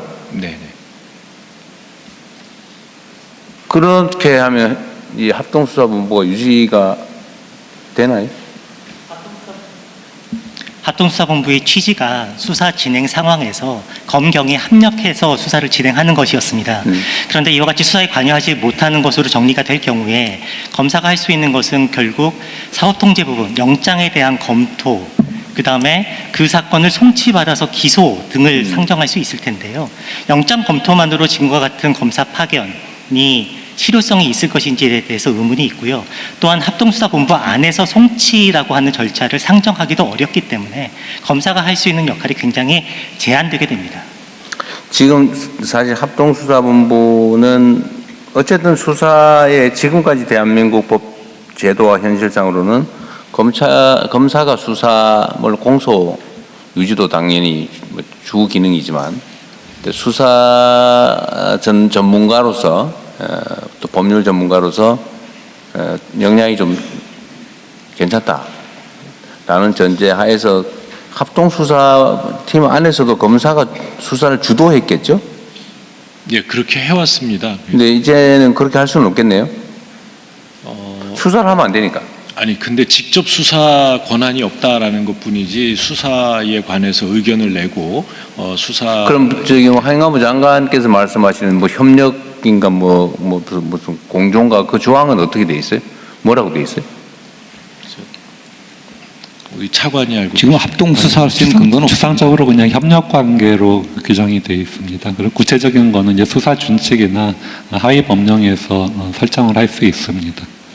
상호 협력 관계를 그 수사 권한이 있냐 없냐는 법에 안 정하면은 하위 법령에서 정하는 게 위법 위헌 논란이 벌어지지 않습니까?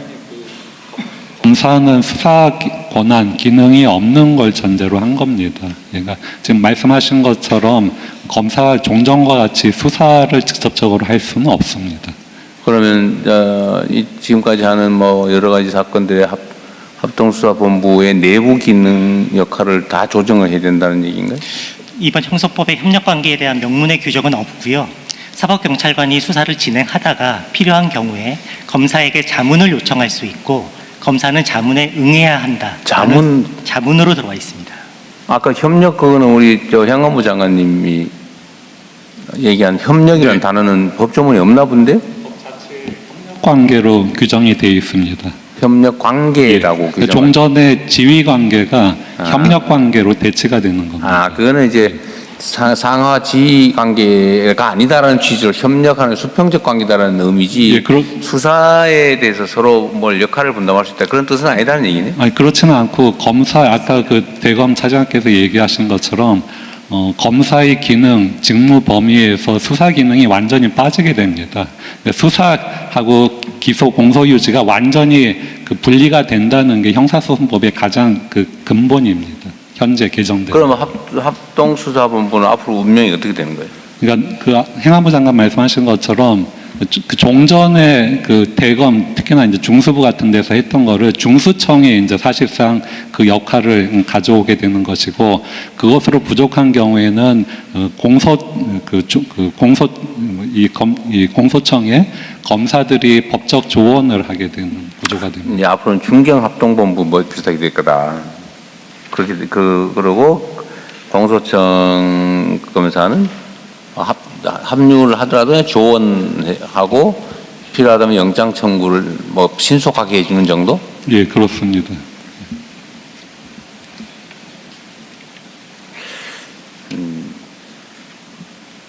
알겠습니다. 일단 뭐 그렇다는 거고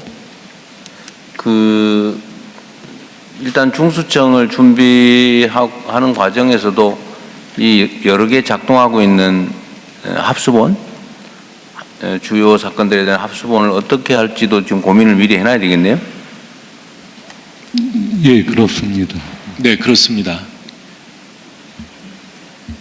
앞으로 한다면 그거는 이제 공소청으로 바뀔 검찰청이 아니라 뭐 중수청에서 하든지 아니면 경찰 국수본에서 하든지 뭐 그래야 되겠네요.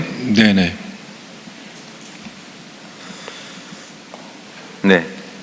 그리고 경찰은 이 숫자가 너무 엄청 많죠. 10만 명이 넘죠. 그중에 수사 인력이 몇 명이나 됩니까? 14만 명인데요. 네. 그 수사 담당하는 인력은 3만 8천 명. 3만 8천 명. 예. 거기 각 경찰서까지 배치돼 있겠죠? 예, 그렇습니다. 뭐 지구대는 아니고? 예. 경찰서 수사과에? 예. 수사과, 형사과. 형사과도 있군요. 그런데 지금 최근에 논쟁되는 그 경찰이 가족 사건들을 뭐 어떻게 했다 뭐 이런 거 있잖아요. 예. 그럼 요새는 이제 향판에서 향찰로까지 가서 예, 그렇습니다. 향찰 얘기도 나오는데 이 지금 일정 직급 이상은 이제 그 인사 범위를 좀 지역을 좀 광역으로 바꾸자, 좀 넓히자 예, 순환 인사제를 지금 하자고 했던 지금 경찰 노조에서 뭐 반대 의견이 심한가 보죠? 예, 직협에서 그 반대를 직협이에요? 예, 그래서 뭐 반대하는 거에 당연하겠죠. 조할 리가 있습니까? 이사 가야 되는데. 예, 그렇습니다. 그리고 이제 그 하위 직급은 워낙 숫자가 많고 또 그 순환 인사를 하려면 관사라든지 이런 뭐 교통비라든지 이런 좀 보조가 돼야 되는데 그런 부분들 같이 이렇게 고민을 해야 될 것 같습니다. 우선 그 경찰 개혁위원회 이번에 출범한 경찰 개혁위원회에서 그 부분을 검토를 하고 있고 또 경찰청 차원에서도 그 부분을 현장 의견까지 이렇게 들어가면서 합리적인 방안을 좀 찾아내겠습니다. 근데 이게 옛날에 조선시대에도 상피 제도라고 하는 게 있었죠. 뭔가 권한을 행사하는 사람과 뭔가 관련이 있는 대상자가 생기면 피한다. 예. 그리고 고향에 가지 않는다. 뭐 이런 제도들이 나름 있었는데 이게 이제 경찰의 권한이 매우 커지는 상황이 되다 보니까 이제 종결권을 갖게 됐잖아요. 예, 그렇습니다. 전에는 사건을 소위 말해 봐주고 싶어도 이게 검찰로 어차피 다 넘어가니까 함부로 하기가 좀 어려운데 이제는 뭐 내부 문제로 걸리지만 않으면 피해자만 어떻게 적당히 입을 막으면 사건을 암장하는 게 매우 쉬워진 측면이 있죠. 예, 근데 지금도 사건은 다 킥스에 입력을 해서 처리를 하게 돼 있고 이번 형소법 개정으로 수사 기록은 다 그 전자정보로 저장하게 돼 있습니다. 그리고 그 송치 사건 경찰에서 이제 수사를 하면 송치 사건과 불송치 불송치 사건으로 구별이 되는데 송치 사건은 당연히 검찰에 넘어가게 되고 불송치 사건은 검찰에 90일간 서류를 보냅니다. 불송치는 다? 예. 송치는 아니지만 보내기는 한다. 예. 송부라는 표현을 쓰는데요. 송부, 예, 그렇게 하고 또 그 고소인이 이의 신청을 하면 불송치 사건도 법적으로 의무 송치하게 돼 있습니다. 네, 그건 뭐 기소 의견으로 보내는 의미의 송치가 아니고. 하여튼 뭔가 넘겨준다. 예, 그렇습니다. 예. 그리고 이번에 형소법에 새로 들어온 것은 그 이의 신청의 그 종전 형사소송법에는 고소인만 할 수 있었는데 이번에는 피해자에 준하는 고발인까지도 이렇게 포함하도록 개정이 되어 있습니다. 어쨌든 검사가 볼 수 있는 상태로 노출은 된다. 예, 그렇습니다. 근데 뭐 검사가 기소 의견 송치된 것도 아닌 거를 뭐 그걸 다 뒤져볼 것 같지는 않고 우리 법무부나 검찰 입장은 어떠세요? 그게 실제 어떻습니까? 만약 그래 되면 볼까요? 불송치 사건에 관련해서 기록 송부하게 된다고 하지만 대통령께서 말씀하신 것처럼 자기 사건이 아니기 때문에 그렇죠. 자기 관심도가 떨어질 수밖에 담당이 없고요. 없는 거죠. 저희들이 염려하는 것은 고소인이나 또 피해자가 없는 사건들, 인지 사건들 이러 같은 경우 만약 경찰에서 1차 종결해버리고 나면은 더더욱 관심이 없는 겁니다. 그럼 이런 건 어때요? 어쨌든 그게 이제 또 논쟁거리가 심하게 될 수도 있으니까 지금 현재 제도로 송부를 다 하게 돼 있다면 검찰에서 그 보는 게 금지된 건 아니니까 그 검찰에서 담당을 한 몇씩 정해가지고 그 사건만 뒤져보면 되는 거 아니에요? 그것도 국민에 대한 서비스잖아요. 피해자 보호를 위한. 근데 송치된 사건 처리만도 지금 뭐 굉장히 지연되고 이제 수사 안 하면 수사할 사람들은 그거 하면 되지 뭐. 차관입니다. 저희가 말씀드렸던 부분은 불송치 사건, 경찰이 불기소로 송부된 사건을 기록만 받아보게 됩니다. 근데 저희가 역할을 했던 부분이 불기소로 만들어진 기록 안에서 그 기록만 보고 판단하는 것은 너무 어렵고 종이만으로 판단하기 때문에 실질적인 실체관계를 파악할 수 있는 방법이 없었습니다. 즉 기존에도 불송치 사건에 대해서 90일간 검사가 기록을 불송치 송부된 사건을 들여다봤더니 문제가 있더라라고 하면 어떻게 처리됩니까? 네, 그만이에요. 재수사 재수사 요구를 할 수가 있어요, 검찰이? 있습니다. 그거나 뭐 보안 수사나 요거나 뭐 다를 바가 없잖아요, 사실. 근데 그 점에 대해서 과거에는 당사자에 대해서 조사를 하거나 사실관계를 확인할 수 있는 방법 자체가 막혀 있었다는 말씀을 드리는 겁니다. 아, 이번에 그렇게 돼 막혔다. 기존에도 막혀 있었고 이번에는 사실관계 확인 제도가 도입되어서 사실관계 진술 청취는 할 수 있게 되었습니다만 네, 수사에는 이르지 못하는 상황입니다. 진술 정치도 수사는 수사지. 근데 그게 명확하게 수사가 아니라고 지금 규정이 되어 있기 때문에 아니, 아닌 척하면서 수사를 한 거죠. 솔직히 얘기하면. 어차피 뭐 저 이미 진술이야. 수사가 아니라고 명확하게 규정이 되어 있기 때문에 이와 같은 사실관계 확인의 자료를 증거로 사용할 수 없다고 명문의 규정이 있고요. 사실관계 확인 자료를 근거로 해서 그러면 주문을 바꿀 수 있는지 재수사 보안수사 요구라든지 재수사 요구를 할 수 있는 근거로 삼을 수 있는지도 사실 명확하지 않은 부분이 있습니다. 하여튼간에 그 뭐 완전히 막힌 건 아니네요. 그런데 지금도 뭐 검사 작성에 피의자 신문 조서조차도 당사자가 동의 안 하면 증거로 못 쓰는데 뭐 증거 능력 문제는 별로 큰 것 같지는 않고요. 그럼 어쨌든 다 넘기긴 넘긴다. 그러면 검찰은 일단 보는 검사가 있겠죠?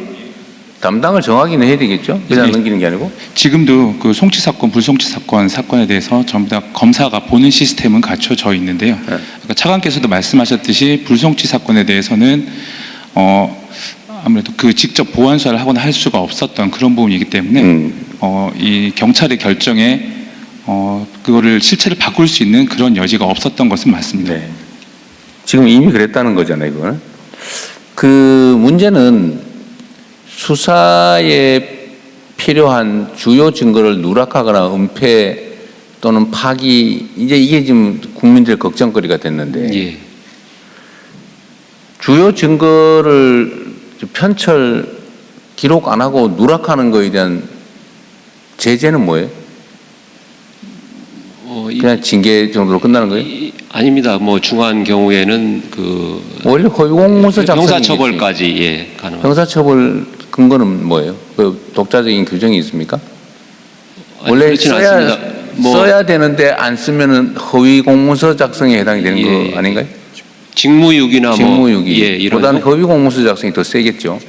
목록에 안 써버리면? 허위공문서 작성이 될 수 있고 고의로 누락을 하면 이제 증거인멸 쪽으로도 갈 수 있습니다. 공직자의 증거인멸을 더 세게 했죠.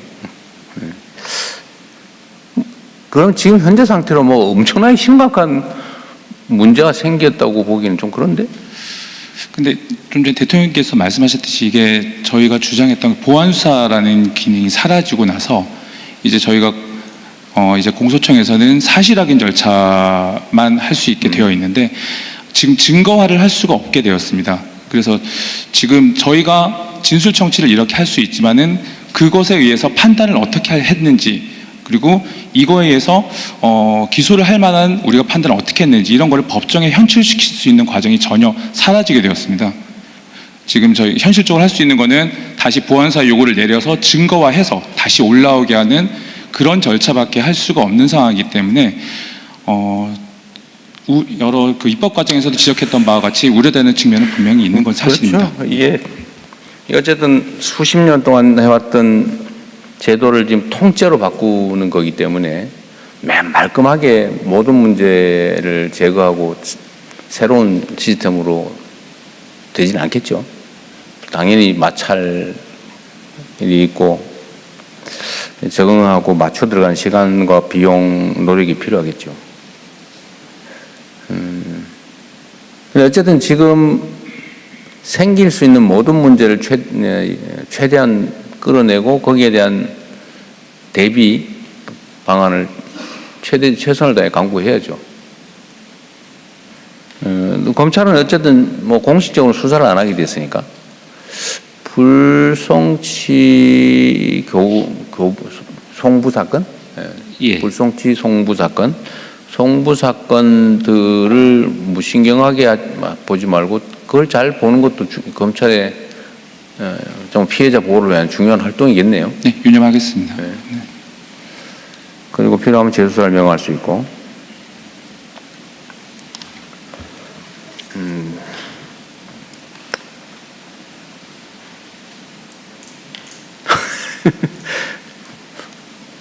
어쨌든 그 행안부하고 법무부 두 분 원래 친하시잖아요. 안 친해?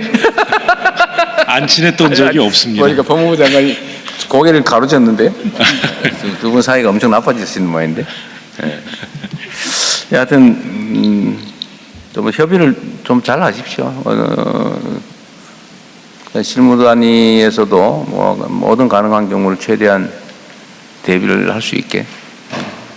그리고 또 뭐 제도라고 하는 게 한 번으로 끝나는 것도 아니고 이렇게 고칠 수 있으면 또 저런 보완 방법도 있는 거고. 네. 방법을 또 찾아보십시오. 자, 마저 좀 보고를 받고 우리 국민참여단이나 우리 시민들 의견을 들어보도록 하겠습니다. 네, 그럼 이어서 최동석 인사혁신처장께서 주요 업무를 보고하겠습니다.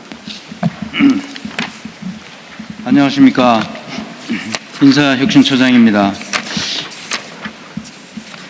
대통령님 모시고. 죄송합니다. 저기 그 합수본을 어떻게 처리할지는 미리 좀 점검을 해가지고 보고를 해주세요. 예, 그렇게 하겠습니다. 예. 같이. 네, 같이 논의해가지고 좀 시간이 그리 많지는 않을 것 같아요. 네. 그 닥쳐가지고 하면 또 문제가 될 테니까 미리 좀 하시면 좋겠습니다. 네. 예, 인사혁신처 말씀하십시오. 대통령님을 모시고 그 국가 공무원과 국민들께 인사혁신처의 주요 업무 추진 계획을 보고드리겠습니다. 먼저 상반기에는 공직사회의 활력을 더하고 공직자의 역량과 처우를 함께 높이는 데 힘써왔습니다. 공무원들이 감사나 소송에 대한 걱정 없이 적극적으로 일할 수 있도록 보호장치를 강화했고 76년간 이어져온 획일적인 당직 제도를 전면 개편해 올해만 약 18만 명의 당직 부담을 덜어내고 88억 원의 예산이 절감될 것으로 기대하고 있습니다. 또한 5급 승진 패스트트랙을 신설하고 전문가 트랙을 구축하는 한편 저연차 공무원의 보수를 최대 6.6% 인상하고 청년 전용 대출을 신설했습니다. 공정한 성과관리와 헌법가치 교육도 강화하여 활력 있고 신뢰받는 공직사회를 만들기 위한 변화의 기반을 마련했습니다. 이제 이러한 변화를 바탕으로 공직사회를 한 단계 더 발전시키겠습니다. 앞으로 인사혁신처는 실력 있는 공직사회, 책임지는 공직사회, 일하고 싶은 공직사회 이 세 가지 방향을 중심으로 혁신을 추진해 나가겠습니다. 첫째, 전문성과 성과 중심의 인사체계를 구축하겠습니다. AI와 국제통상, 산업안전 감독 등 국가적으로 중요한 분야를 중심으로 전문가 공무원 1,200명을 체계적으로 육성하고. 네, 좀 더 압축적으로 하십시오. 이건 뭐 우리 내부 문제라서. 네, 특화된 인사 제도와 인센티브를 강화하겠습니다. 민간이 전문성을 공직에 적극적으로 활용할 수 있도록 개방형 직위를 2030년까지 500개 이상 확대하는 한편 필요한 인재에게는 민간 수준의 연봉을 지급하도록 하겠습니다. 그다음 넘겨주시기 바랍니다. 둘째, 일한 만큼 인정받고 책임지는 공직 문화를 확립하겠습니다. 국민을 위해 적극적으로 일하는 공무원은 국가가 확실히 보호하는 체계를 보다 강화하겠습니다. 반면 성과와 책임이 분명하게 연결되도록 직무에 대한 보상을 강화하고 고위공무원의 책임성도 한층 높이겠습니다. 국민 눈높이에 맞게 고위공직자의 보유 재산에 대한 심사를 강화하여 투명성을 높이는 한편 소극 행정과 마약류의 공직사회 유입에는 단호하게 대응하여 국민의 신뢰를 얻을 수 있는 공직사회를 만들겠습니다. 셋째, 공직의 매력을 높이고 지속 가능한 근무 환경을 만들겠습니다. 청년 공무원에 대해서는 보수를 지속적으로 인상하도록 해서 내년에는 월 300만 원이 도달되도록 보직 전 교육과 멘토링을 강화해서 공직에 안정적으로 적응하도록 지원하겠습니다.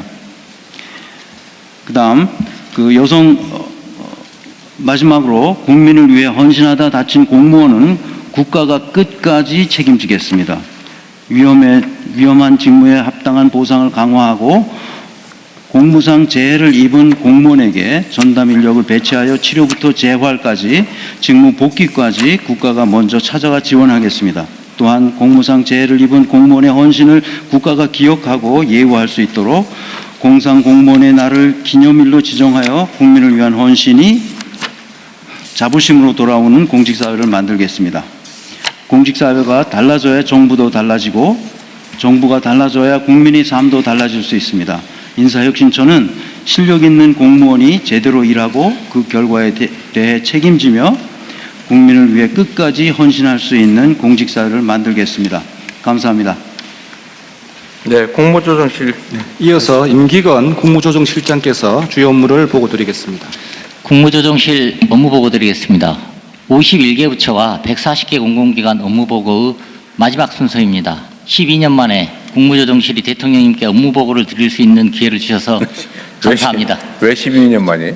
그래서 이게 저희가 하는 역할이 여기 있는 것도 플랫폼적인 성격이 강해서 그동안에는 네. 이렇게 내부 업무 조정 역할이니까 독자 업무가 없다고 봤던 거예요. 예. 그런데 이번에는 기대와 격려 이게 같이 지금 포함이 되어 있는 걸로 이해하고 있습니다. 그래서 국무조정실이 대체불가 대한민국으로 가는 플랫폼이 되어 국정을 연결하고 국민 삶을 해결하겠습니다. 통상적으로 기차역의 플랫폼은 여객과 화물을 기차와 연결하여 목적지에 도달하게 해줍니다. 국정운영의 플랫폼으로서 국무조정실은 국민의 요구, 시대적 사명, 국정운영상 필요를 수렴하여 국정가치와 지향이라는 소프트웨어와 국무회의, 각종 위원회, TF 등 하드웨어를 통해 민주주의의 모범, 초혁신 경제, 따뜻한 공동체, 주도적 세계국가가 구현된 대체불가 대한민국이라는 목적지로 가겠습니다. 국무조정실은 각 부처청과 대통령 비서실 간 긴밀히 협업하여 국정기조를 더 똑똑하게 이행하고 갈등과 리스크 요인은 더 섬세하게 관리하겠습니다. 상반기 주요 성과입니다. 먼저 익숙한 비정상과 결별합니다. 대통령님께서는 국민이 일상에서 겪는 비정상적 관행과 제도, 고차가 된 불법 편평회를 바로잡는 비정상의 정상화를 여러 차례에 걸쳐서 강조하셨습니다. 국무조정실은 각 부처별 TF와 총리실 총괄 TF를 구성하여 5대 분야 164개 과제를 발굴하였고 현재 모든 과제가 완료 또는 정상적으로 진행 중입니다. 비정상의 정상화는 여기서 멈추지 않습니다. 업무보고 직후 2차 정상화 과제 발굴에 바로 착수하겠습니다. 이번 정부 성과인 자살 사망자도 꾸준히 감소하고 있습니다. OECD 평균 후 2배가 넘는 자살률, 우리 경제 수준과 국격에 걸맞지 않는 부끄러운 숫자입니다. 국무조정실은 범정부 생명지킴 추진본부를 출범시켜 고립 위기가족 지원 등 9대 분야 자살 예방 대책을 수립하고 종교인, 기업인 등이 함께하는 청년지킴 프로젝트도 속도감 있게 진행하고 있습니다. 그 결과 아직 갈 길이 멀긴 하지만 자살 사망자 수가 전년 동월 대비 8개월 연속 감소하는 의미 있는 변화를 이끌어내고 있습니다. 국민 삶을 침해하는 민생범죄를 차단하고 있습니다. 마약, 보이스피싱, 불법 사금융, 부동산 불법 행위는 국민 일상과 직결된 반드시 해결해야 하는 과제입니다. 해당 사안별로 TF와 협의체를 구성하여 각종 근절대책 마련, 범정부 단속에 나서고 있습니다. 이를 바탕으로 역대 최대 규모 마약류를 적발하고 보이스피싱 범죄 발생 건수와 피해액이 9개월 연속 감소하는 성과를 거두고 있습니다. 규제구조개혁, 청년의 미래, 국격 향상을 위해서 앞장서고 있습니다. 28년 만에 총리 소속 규제개혁위원회를 대통령 소속 규제합리화위원회를 격상하고 대통령께서 주재하신 세 차례 회의를 통해 장기 미해소, 신산업 규제 해소에 대한 돌파구를 만들어냈습니다. 여야 청년위원장이 참여하는 청년정책 관계장관회의를 신설하고 청년정책 기본계획 수립을 통해 결혼 친화형 제도 개선 등 체감도 높은 청년정책을 발굴 중입니다. 또한 국가 드론, 대드론, 대전략 전략도 수립하여 국방과 첨단 산업의 게임 체인저인 드론, 대드론 산업 도약의 기반을 마련하였습니다. 다음은 하반기 중점 추진 과제입니다. 똑순이 한성숙 총리의 역점 어젠다를 충실히 보좌하여 손에 잡히고 눈에 보이는 성과를 만들겠습니다.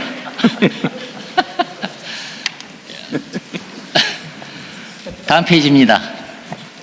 첫째, 공공 AX로 더 똑똑하고 더 빠른 정부를 구현하겠습니다. 총리 주재 데이터 관계장관의 일을 중심으로 범정부 데이터 정책을 연결하겠습니다. 정부 24에도 AI 기능을 탑재하고 자살, 고독사와 같은 국민을 살리는 과제부터 정부기관 간 데이터 연계와 분석을 강화하겠습니다.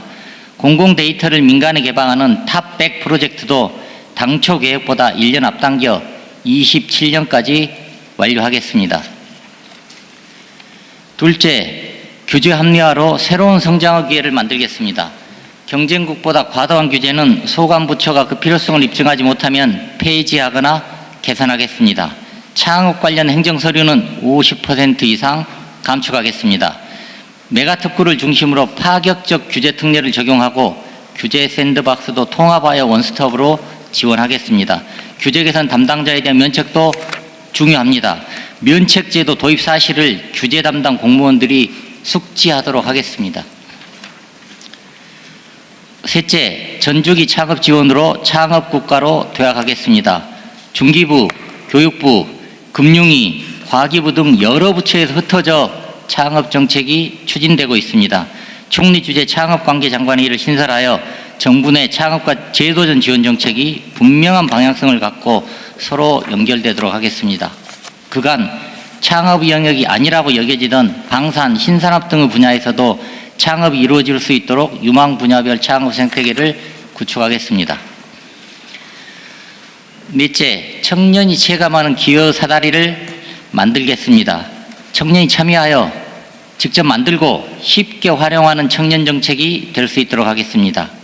청와대에서 선제적으로 도입한 청년 펠로우십을 각 부처에 확산하고 각종 정부위원회의 청년위원회도 20%까지 늘리겠습니다.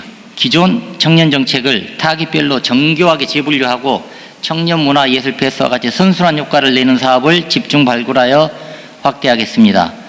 온통 청년 앱에 AI 맞춤형 추천 기능을 탑재하고 대통령님께서 지시하신 청년 체감도 지수와 청년 영향평가도 조속히 도입하여 시행하겠습니다.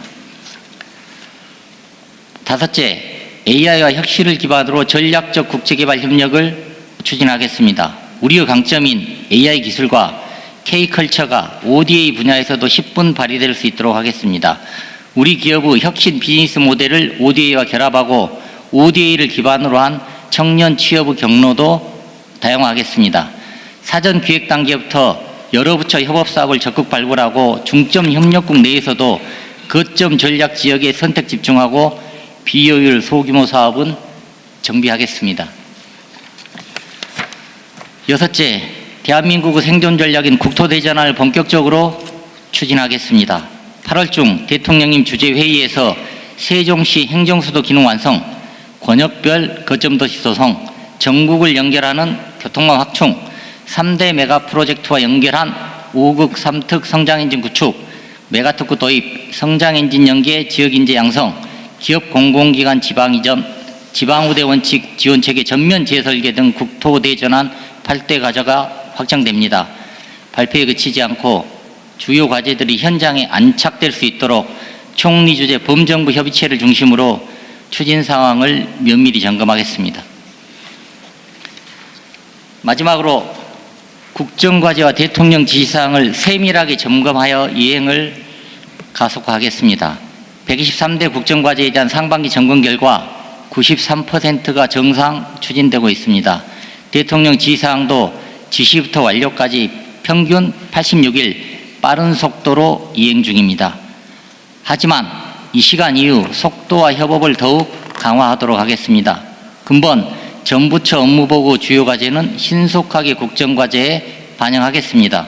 국정과제와 지시사항은 성과뿐만 아니라 이행 속도도 정부 업무 평가에 반영하겠습니다.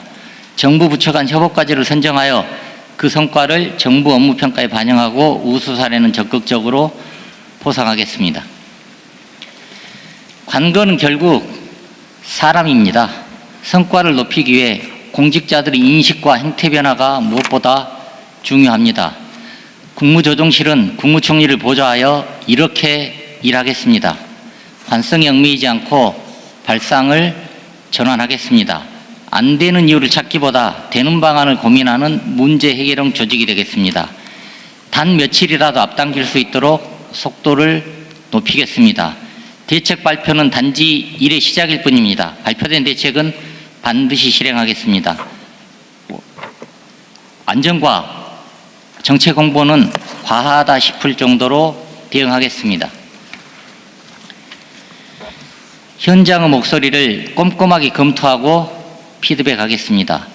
성과에는 보상을, 부정행위에는 철저한 벌칙이 뒤따르도록 하겠습니다. AI로 무장한 주인의식 있는 조직이 되겠습니다. 열린 마음으로 다른 부처와 정보를 공유하고 협업하겠습니다. 모든 사고와 행정의 중심에 국민을 두겠습니다. 네, 수고했습니다. 그 인사처하고 국무조정실도 관련이 있어 보이는데, 제가 자주 강조하는 것처럼 공무원들 열심히 일하다가 문제되는 거는 사전에 다 막아줘야 됩니다. 지금 이제 아주 나쁜 경험 때문에 그런데 뭘 적극적으로 하기만 하면 감사원이 감사하고 상급기관 감사당하고 정치적으로 공격하면 심하게 수사당해가지고 무슨 직권남용이니 무슨 뭐 이상한 걸로 사전 꼬투리 잡혀가지고 형사처벌에 막 징계 당하는 일을 많이 겪었기 때문에 요즘 아무도 일을 안 하려고 그래요. 네가 책임질래? 뭐 이런 태도.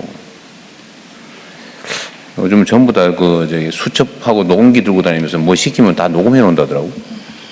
시켜서 했다고 그러려고. 그 사전 컨설팅 제도 그거는 어디 담당이죠? 그건 감사원이잖아요? 네, 그건 감사원에서 담당하고 있습니다만 적극 행정 차원에서 같이 하고 있습니다.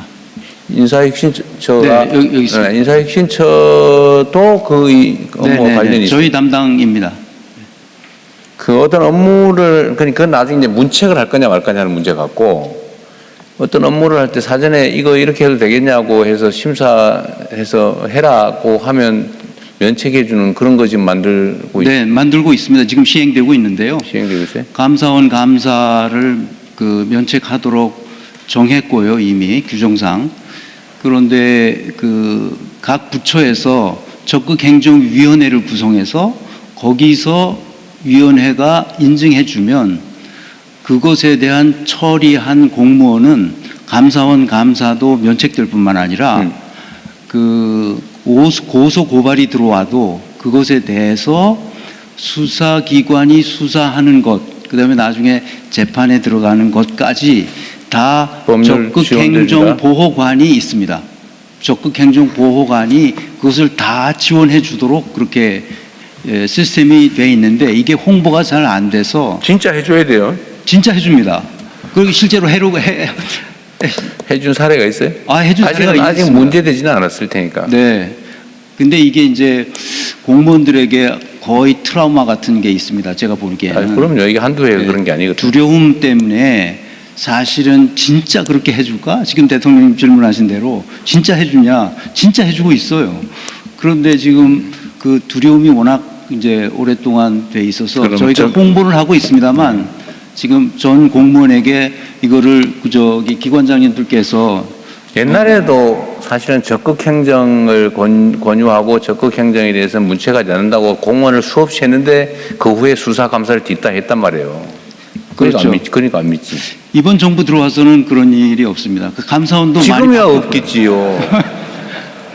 감사원이 많이 바뀌어서 저희하고 문제는 그 제도로 만들어야 된다 그 말이에요. 제도를 만들었습니다. 마음이 바뀌어도 못하게. 제도가 그렇게 만들어져 있습니다. 네. 이번 정부에 들어와서 제도를 다 만들어가지고 그거는 걱정 안 하셔도 되는데, 이게 홍보가 좀 덜 된 것이 가장 큰 문제입니다. 그래서 이렇게 질문해 주셔서 대단히 감사합니다. 온 국민과 그 공무원들이 이 적극 행정을 잘 이용하셔서 그래야 나라가 제대로 되죠. 네, 그렇습니다. 공무원들이 저 법이 정한 거 옛날부터 하던 거 상사가 시키는 것만 하면 그게 그 국가 발전이 되겠습니까? 그래가지고 그렇습니다. 스스로 알아서 필요한 것들을 찾아내고 정말로 국민과 국가에 충성하는 마음으로 최선을 다해야 맞습니다. 그 사회가 제대로 발전되지. 이게 시키는 거 하고 관행에 있던 거, 법에 있는 거 외에는 안 한다 그러면 그게 되겠습니까? 그게? 실제로 그러고 있어요. 네, 공무원들에게 가장 그 특징은 자율성과 창의성이 부족하다는 것인데 이번에 그 적극 행정을 통해서 이것이 좀 바뀌었으면 좋겠습니다. 어쨌든 공무원들이 그 사회 그 시대의 공무원들이 어떻게 하느냐에 따라서 나라가 흥하기도 하고 망하기도 한다니까요. 네. 자, 이제 그 국민참여단 얘기를 의견을 좀 들어보기로 합니다. 근데 우리 국민참여단 다시 한번 말씀드리는데 마지막이긴 하지만 그 다들 할 얘기가 있잖아, 그죠? 근데 한 사람이 길게 얘기해버리면 길게 얘기하는 만큼 뒷사람은 말을 못합니다. 그러니까 최대한 요약해서 짧게 요지만 얘기를 해주면 많은 사람이 우리 옆에 앉아 계신 딴 사람이 기회를 가질 수 있습니다. 네, 발언을 희망하시는 국민께서는 손을 들어주시기 바랍니다. 예, 뒷열 넥타이 매신 남성분께서 하시겠습니다. 네, 저는 그 법무부 2030 청년자문단 정책분과장을 하고 있는 오상옥입니다. 저는 범죄 취약계층, 사회적 약자의 권익 보호를 위해서 현재 형사 재판에 국한된 국선 변호인 제도를 민사까지 좀 확대하는 방안이 필요하지 않을까 생각합니다.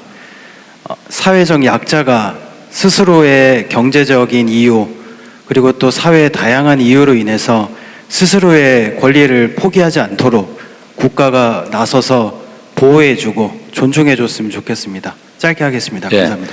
그 법률구조공단이 사실 그 일을 하고 있는 건데. 네, 저희들 가장 중요한 업무가 그 지금 현재 민사는 하고 있을 텐데. 네, 저희가 대부분 다 민사입니다. 행정 사건이나 이런 것도 해요?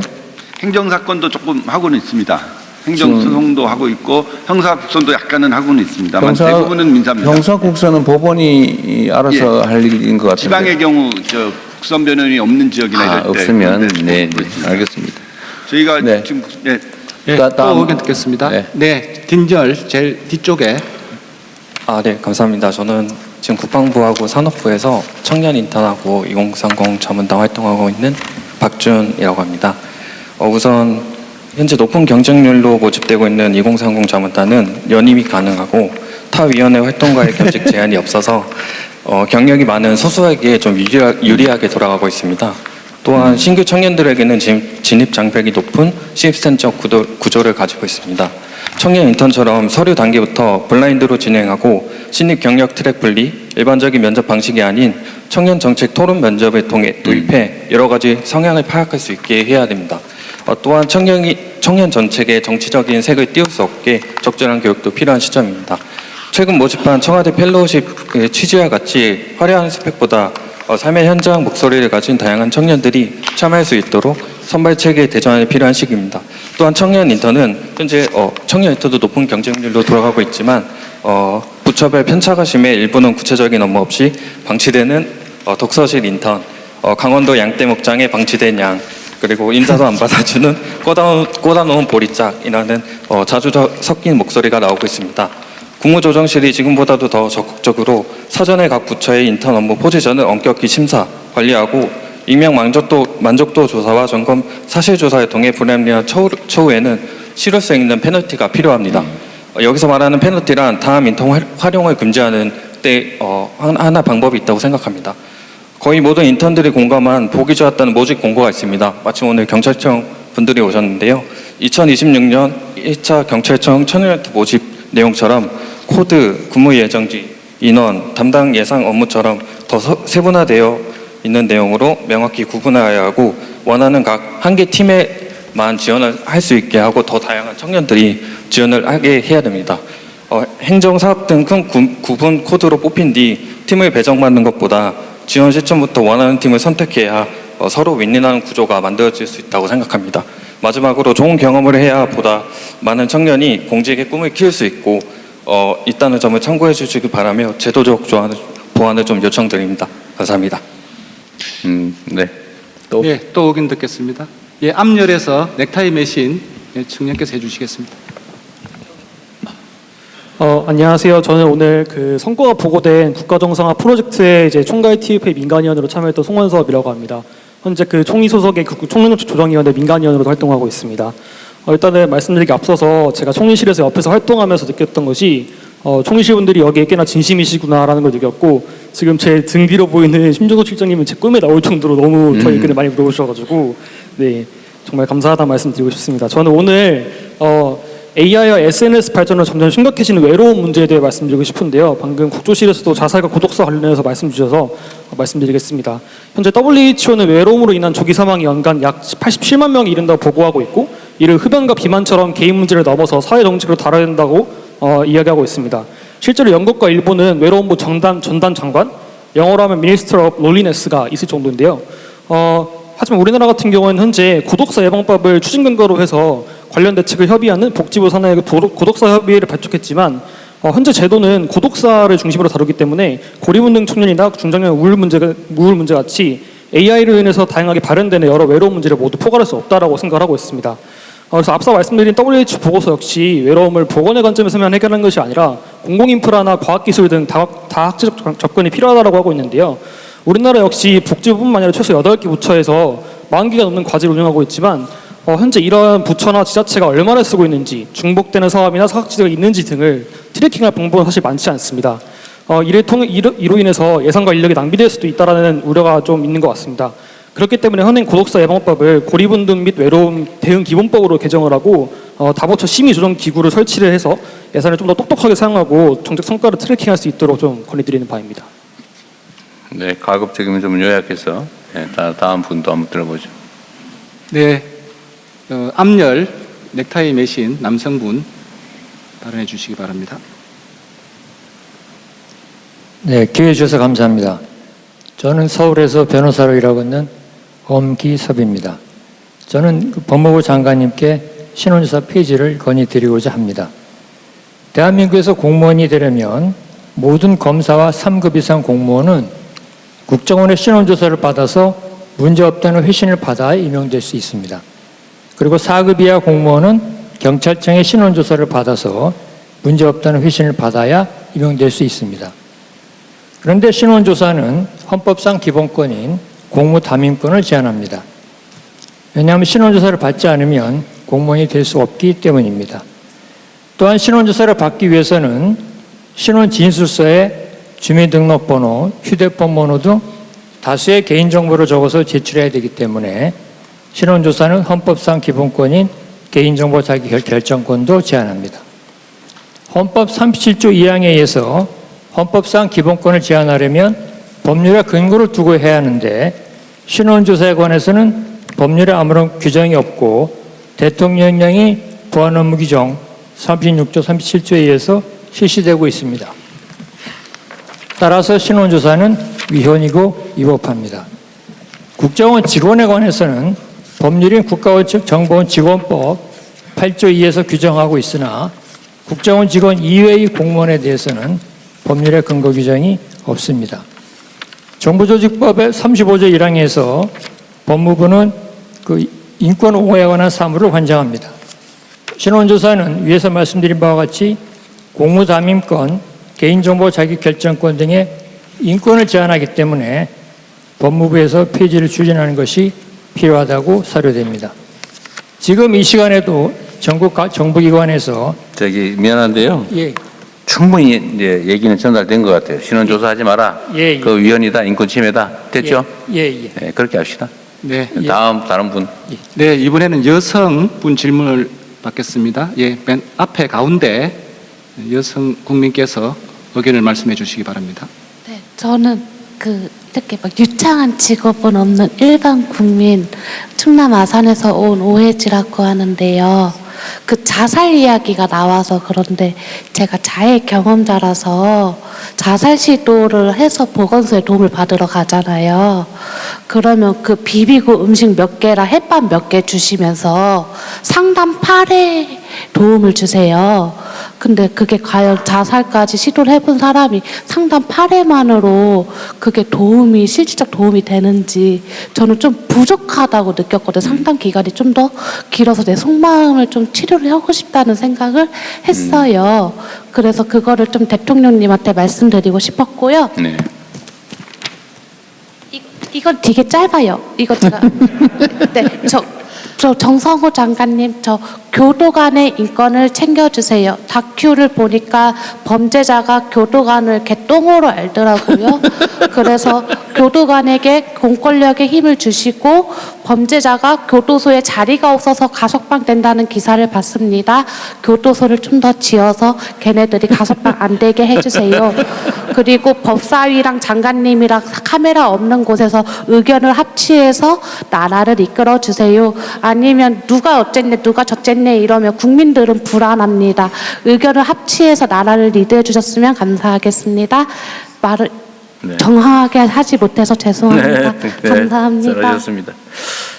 상담 늘리는 문제는 매우 현실적인 얘기 같네요. 네, 지금 복지부랑 이미 그 사항에 대해서 얘기를 네. 하고 있고요. 지금 정리 충분히 다시 하고 있습니다. 인력 충분히 증문해서 한다고 하시죠. 굉장히 중요한 제안이. 네. 우리 정성호 장관님은 동지 한 명 생겼습니다. 예, 뭐 제가 늘 주장하던 얘기입니다. 네. 더 적극적으로 하겠습니다. 네, 네, 또 다른 분 아시죠? 네, 이 앞에 흰색 상의 입으신 남성분 의견 듣겠습니다. 네, 안녕하세요. 저는 전남 광주에서 전남대학교 여수캠퍼스 문화관광경영학과 김민성 학생입니다. 저는 그 행정안전부에서 전남 광주 통합 특별시 한 달 출범되었는데요. 근데 우선 행안부 관련 정책 질환이기도 하지만 문체부 관광정책 질환이기도 해서 행안부 질이기도 하고 문체부 질이기도 합니다. 전남 광주의 공기업인 한국전력, 한전 KDN, 한국농원투공사, 한국인터넷진흥원 등이 일자리에서 전남 광주 지역 대학생 지역 인재를 선발하고 있는데요. 저는 이제 그래서 그 지역 인재를 이제 전남 광주가 통합 특별시가 되었으니까 더 지역 인재 대학생 TO를 더 확대하실 방안이 있으신지가 궁금하고요. 그리고 저는 또 특히 관광학을 전공하고 있는 학생으로서 특히 컨벤션 마이스 산업을 국제적으로 유치할 수 있는 기관이 서울 강남 코엑스뿐이라고 하더라고요. 광주에도 광주 김대중 컨벤션 센터가 있긴 하지만 이런 국제적으로 세계적으로 유치할 수 있는 컨벤션 산업이 많이 서울밖에 집중되어 있지 않아서 이러한 관광산업 현실에서 전남 광주가 국제적으로 관광산업과 또 관광산업 중에서 컨벤션 산업으로 마이스 산업으로 엄청난 수익을 불어들이는 마이스 산업을 양성할 수 있는지 이런 관광 정책 방안이 좀 궁금합니다. 그래서 문체부 장관님도 있으셨으면 되게 좋았을 것 같습니다. 네, 거기 참고할게요. 네, 또 다른 분. 네. 네, 뒤에 넥타이 배신 남성분 맨 먼저 손 드셨습니다. 안녕하십니까. 저는 경북 안동에서 출퇴근하고 있고 청송에서 장애인 복지 현장 사회복지사로 사무실장으로 근무하고 있습니다. 멀리서 오셨네요. 네? 멀리서 오셨어요. 네. 딱 현장에서 딱 두 가지 질문을 드리겠습니다. 첫 번째는 AI 행정입니다. 올해 연말에 전국의 AI한테 전 국민들한테 드린다고 하였는데 국민용과 행정 업무용을 구분하고 있는지 혹시 복지, 경찰, 소방 등 분야별로 전문화를 계획하고 있는지 궁금합니다. 그리고 국민의 개인정보를 다루는 만큼 해킹, 개인정보 등 저작권에 대한 마크가 있는지 정부에 대한 그 AI가 어떻게 만들 계획이 있는지 질문입니다. 두 번째는 물 부족 문제입니다. 지금 현재까지도 안동댐에는 33% 물이 부족하다고 합니다. 요즘은 저희는 대한민국에서 삼면 바다로 이루어져 있는데 미래에 해수 담수화 기술을 지금도 수입하고 있는데 수입만 하고 있지 지금 현재는 저희 국내의 지역의 가뭄과 지역별로 물 수요까지 미래 예측한다면 새로운 해결책이 될 수 있다고 생각합니다.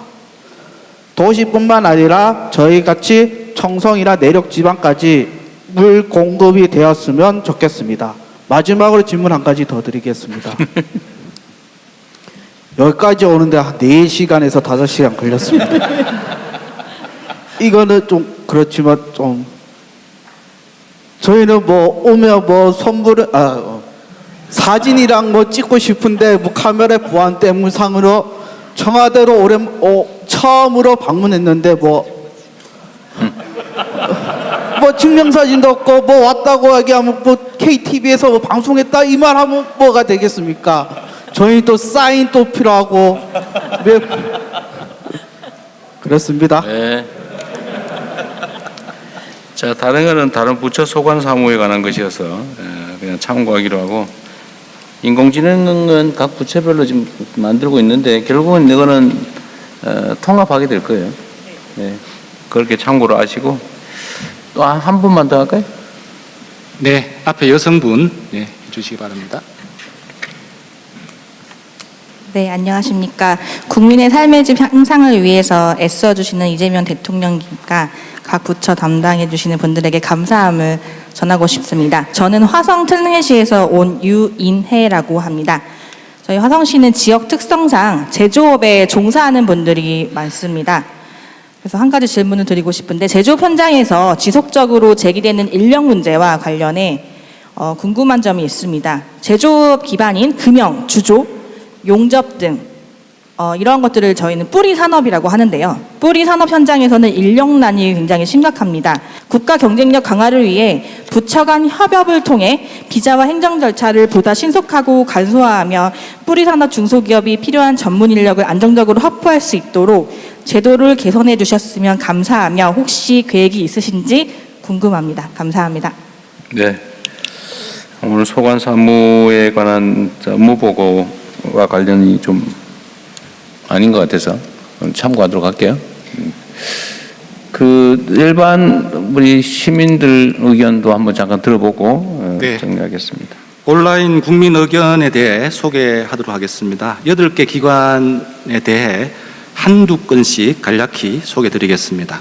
먼저 행안부 소관 관련하여 홍사자님께서 고유가 피해 지원금 잘 사용했습니다 라고 하셨고요. KOR365님께서 불법 현수막 신고하는 신문고 만들어 주셔도 좋을 듯 합니다 라는 의견 주셨습니다. 경찰청 소관 관련해서요, 썬님께서 경찰 권력 견제 장치가 필요합니다 라는 의견을 주셨고요. 소방청 소관 관련해서 바라기님께서 현장의 목소리에 귀 기울여서 실효성 있는 소방 안전관리 제도를 구축해 주십시오 라는 의견을 주셨습니다. 법무부 관련해서 유저를 쓰시는 아이디를 쓰시는 님께서 스토킹 범죄를 가볍게 보지 말고 더 큰 피해가 발생하기 전에 피해자 보호 대책을 마련해 주세요 라는 의견을 주셨고요. 아름다운 세상님께서 마약 범죄에 대해 벌금을 무겁게 부과해야 마약이 건절될 것입니다 라는 의견을 주셨습니다. 대검찰청 소관 관련해서 포카스 1세님께서 공소청 출범하면 검사들이 수사를 못하는데 공백 방지를 위해 어떻게 준비하고 있는지라는 궁금한 의견을 주셨습니다. 법제처 소관 관련해서 슈레이 8075님이 법을 복잡하지 않게 간단히 만들어주세요 라는 의견을 주셨고요. 인사혁신처 소관 관련해서 CWA 9326님께서 국가와 국민을 위해 일하다 몸과 마음을 다친 공무원은 국가에서 끝까지 책임져 주시면 좋겠습니다 라는 의견을 주셨고요. 마지막입니다. 국조실 소관 관련해서 쌈지백님께서 총리실은 각 기관이 제대로 민원을 처리하고 있는지 점검해 주십시오 라는 의견을 주셨습니다. 이상입니다. 네, 다들 관심 가져주셔서 감사드리고요. 이제 신고 신문고 얘기도 있는데, 어쨌든 지금 국민권익위에 신고를 하면 전부 다 정부 부처에서 다 분류를 해가지고 해당 부처로 보내니까 꼭 어디 특정한 데 안 해도 됩니다. 그러니까 국민 신고에다 그냥 하면 돼요. 그럼 알아서 분류해가지고 다 처리를 해드릴 겁니다. 그리고 나중에는 결국은 이것도 역시 인공지능으로 다 통합 처리해드릴 텐데 곧 그렇게 될 거예요. 네, 지금 작업 중. 네. 그리고 아까 국무조정실 발표 중에 이 자살자 감소는 매우 의미가 있는 일입니다. 지금 작년 10월부터 평균 한 7, 80명 정도씩 줄었는데 이게 보니까 우리가 본격적으로 자살 예방 얘기를 시작한 직후인 것 같아요. 네, 지금 그 대통령 말씀하시고 8개월 됐는데요. 그 이후부터 지속적으로 줄고 있답니다. 그래서 지난번에도 한번 말씀드렸는데 현장 담당하는 담당 사무관님이 대통령님과 총리실 그리고 모든 장관님들이 계속해서 이 부분에 대해서 말씀 주시면 계속 줄 거라고 그래서 관심 가져주시기를 말씀드리고 관심은 있습니다. 너무 당연한 거고 예를 들면 어떤 사망 유형이 발생하면 선진국은 10명인데 우리는 뭐 10만 명당 30명 가까이 된다는 거잖아요. 이게 좀 줄은 게 이래요. 줄은 게 이런데 어쨌든 1년에 시골 군단이 하나씩 사라지고 있어요. 자살로. 만 한 5천 명. 엄청난 숫자가 지금 어쨌든 이게 스스로 선택이라고 하지만 사실은 그 선택은 강요당한 거지 누가 죽고 싶어서 죽겠어요. 그냥 결국은 삶이 죽음보다 더 고통스러우니까 죽음을 선택한 거죠. 사실은 선택이 아니죠. 그런데 어쨌든 한 달에 지금 보면 한 700명 정도 줄었다는 거죠. 8개월 동안. 어쨌든 이거는 사실 생색나지는 않습니다. 뭐 사람들이 뭐 숫자가 줄었나 봐. 이런 정도죠. 그런데 구체적으로 따져보면 누가 일터에서 죽고 교통사고로 죽고 뭐 자살로 죽고 뭐 무슨 재난사고로 죽고 이런 죽은 다음에 그 주변에서 벌어지는 일 본인 한 개인의 인생도 인생이지만 그 주변 가족들 친지들 그다음에 공동체에 미치는 그 피해나 악영향이 너무 크죠. 사실 국가가 해야 될 가장 중요한 일이 구성원들의 목숨을 구해주는 거 아닙니까? 그만큼 중요한 게 어디 있어요. 근데 이거는 그런데 생색은 잘 안 나요. 에너지는 엄청나게 많이 들어갑니다. 그러니까 지금 전임 총리 있을 때부터 우리가 이걸 뭐 주력을 해서 온갖 일들을 해보는데 그게 또 즉효가 나지는 않는단 말이에요. 그냥 조금씩 바뀌는 거죠. 만큼씩. 예를 들면 아까 우리 참여단 여성분이 말씀하신 것처럼 저거 8번 상담해 줄 거 저기 10번 더 해주고 이러면 이제 좀 더 나아지는 거죠. 조금 나아지는 거죠. 그다음에 예를 들면 전화 받아주는 상담사 전화했다 전화 안 되고 이러면 화날 거 아닙니까? 예를 들면 그런 상황에서 전화하면 곧바로 받아서 친절하게 들어주고 마음속 있는 얘기 할 수 있으면 그것도 조금 나아지는 거고. 하여튼 뭐 어디 현장에 불안 위험 요소를 조금이라도 개선하면 조금 나아지고. 근데 이걸 다 합쳐서 겨우 이런 이제 효과가 나는 거죠. 그래도 한 달에 7, 80명이 죽을 사람이 산다는 거. 죽기로 먹는 사람이 그만큼 줄어들었다는 거. 이건 정말 위대한 업적입니다. 대부분 신경 안 쓰는 거죠. 어쨌든 이런 성과들이 곳곳에서 나타나고 있는데 어쨌든 행안부, 경찰청, 소방청, 인사혁신처, 법무부, 대검찰청, 법제처, 국무조정실 오늘 업무 보고 준비한다고 다들 고생하셨어요. 우리가 이제 이렇게 우리가 뭘 하고 있는지 또 앞으로 뭘 하고 있을지 또 어떤 자세로 우리 국민들이 맡기신 국정, 국무를 수행할 것인지를 한번 얘기를 나눠보는 거죠. 뭐 잘했냐 못했냐 시험하자는 게 아니고 그런 측면에서 각 부처에서 이제 정리도 한번 해보고 이거 우리가 이런 성과를 냈구나. 또 이런 걸 또 앞으로 체계적으로 해야 되고 어떤 일은 이건 더 중요하구나. 이런 것들 한번 정리해보는 의미도 있어서 제가 업무 보고를 한번 두 번째로 지금 하게 됐습니다. 어쨌든 이거 준비하느라고 여러분들 정말 고생했다고 들었어요. 안 그래도 바빠 죽겠는데 업무 보고하라고 또 보고서 쓰라 그래서 화났다는 얘기도 있는데 용서하십시오. 그리고 이러면서 또 성과도 있습니다. 어쨌든 긴 시간 준비해 주신 거 감사드리고 앞으로도 내 손에 나의 작은 판단에 수백, 수천, 수만, 수십, 수백만 명의 목숨이 달려있다. 사람들의 생명과 안전이 또 인생이 달려있다. 이렇게 생각하고 자부심, 책임감 가지고 최선을 다해 주시길 부탁드립니다. 열심히 해주셔서 고맙습니다. 네, 수고하셨습니다.